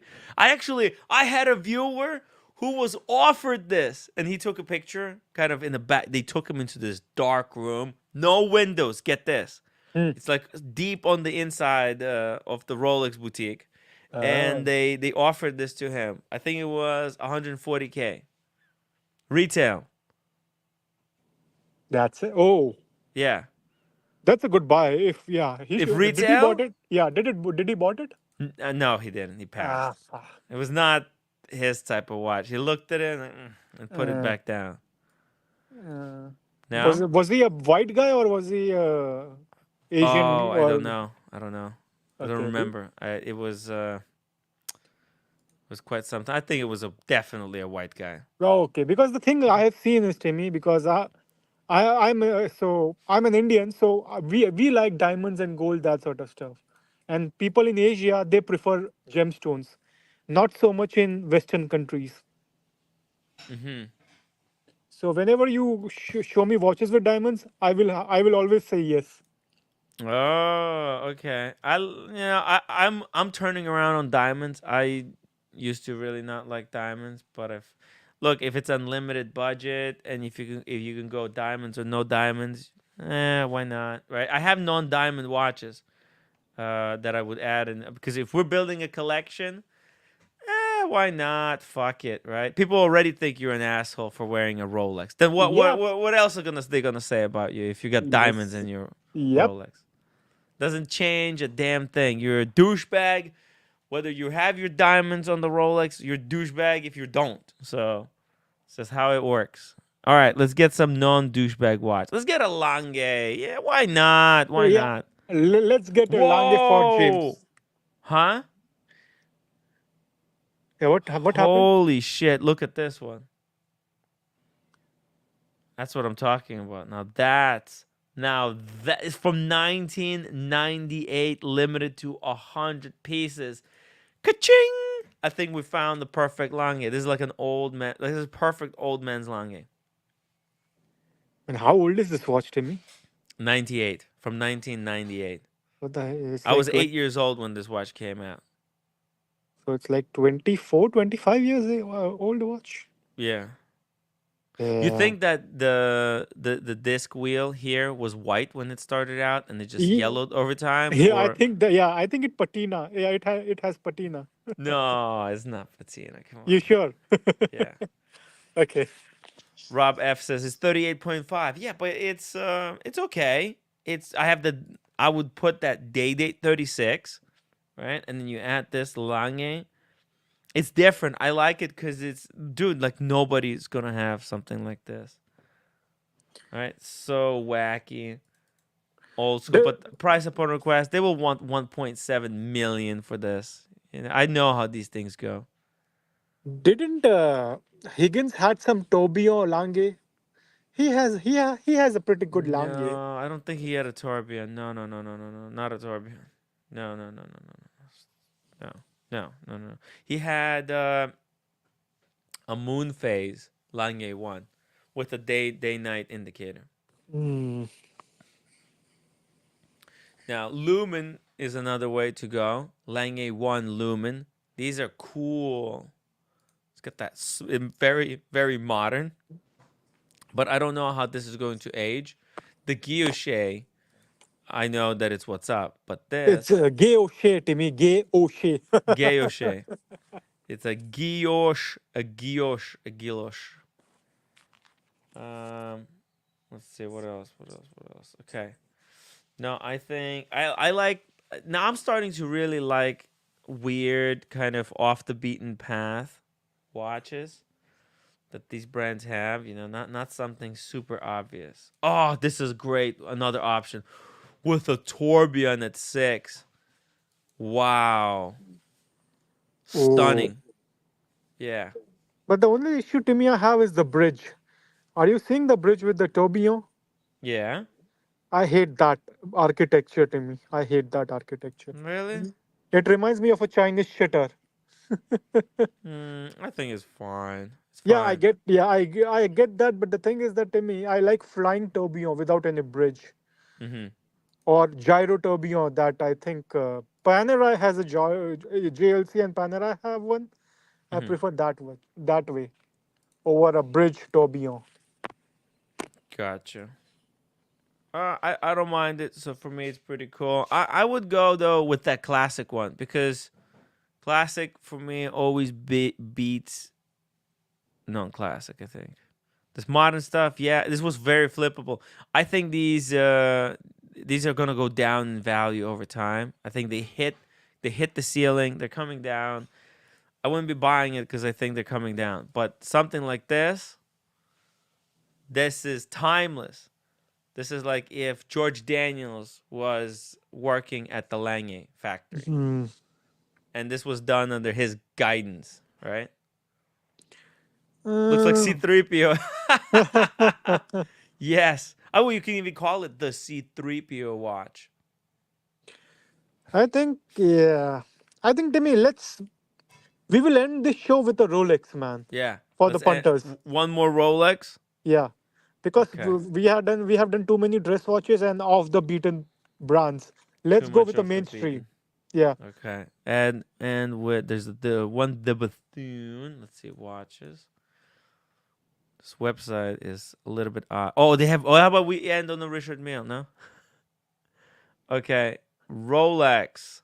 One more Rolex. Yeah, Rolex Why for not? for the chat. Hey, they got Panda Daytona here for 32. The is it a 2024? Is it a new It's one? just like mine. It's the old version. Yeah. It's like snap. 32 for old version is too much. They were going for 50. It's crazy how the market came So down. Timmy in Moda in the Facebook group, Mm-hmm. they are going for 24. The old model. Yeah, it's dead. It's dead. The market is dead. They just look. This guy can charge premium because he has other heavy hitting stuff here that people come for, right? If somebody comes in to buy a fucking rainbow Daytona, they're not Yep. gonna be like bitching about having to pay extra 5,000 on their Panda Daytona. They wouldn't give a fuck, right? That's what you would assume. That's true, but what's the website name? Is it Wrist Aficionado? What's Oh, dude, look at this. This one is very cool. I might like this one more than the baguettes in a way because it's so odd. Is it because of the Arabic numerals? Yeah, the Arabic numerals. It makes it very special, I think. They're very rare. Hmm. You know? Interesting. And I'm really starting to like that whole area. Like visiting Dubai has really changed my perspective on the whole Middle East. So, how was Dubai, Timmy? Can you just refresh our memory for the audience? No, it was just fantastic. It was just good times. You know, very very cool city, very interesting city. I don't know. I was yeah, no, just good times.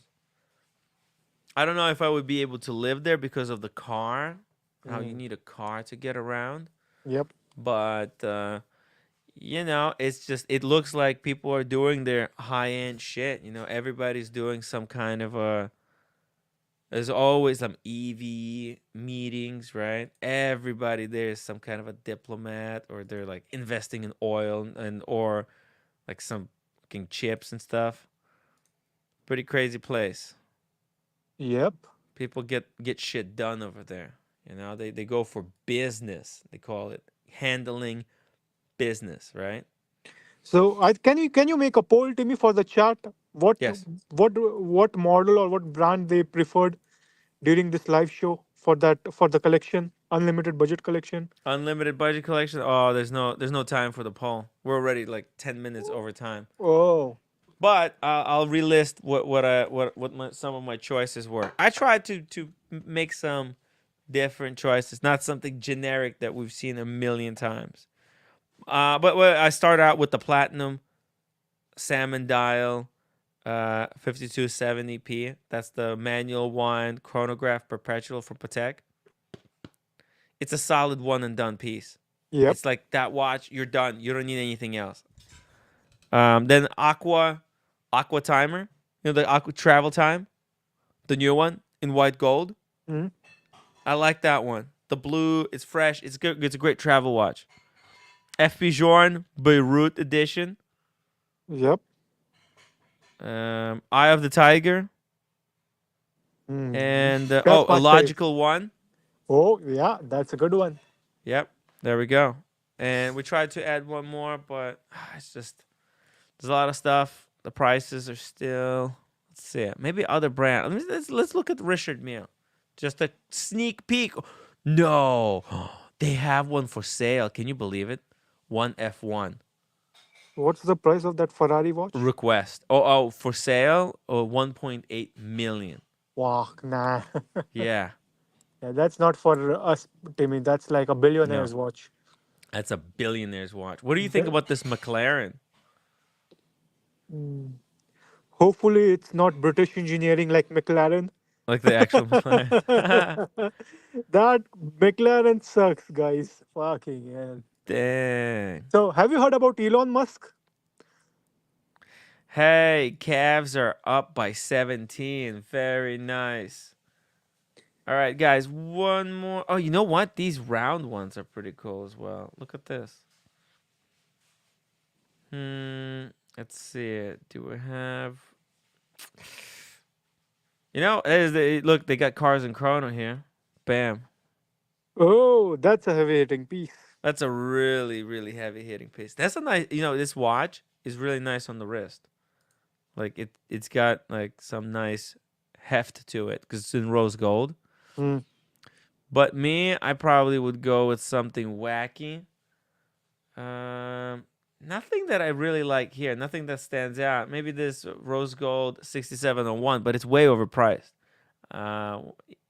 Even I wouldn't even pay 189,000 even if the budget was unlimited. I think it's, it's just out of principle, man. All right. Okay. Cool. There we go. That's the show for today. Up on the strap. Tomorrow, Friday. Oh, I'm gonna have a guest. We're gonna do a collection interview. If it all works out, guys, be on the lookout for the show starting 1 hour early. 1 hour early, then I think I'll take like an hour break, and then I'll come back with the regular show. I'll try something new. We'll see how it goes.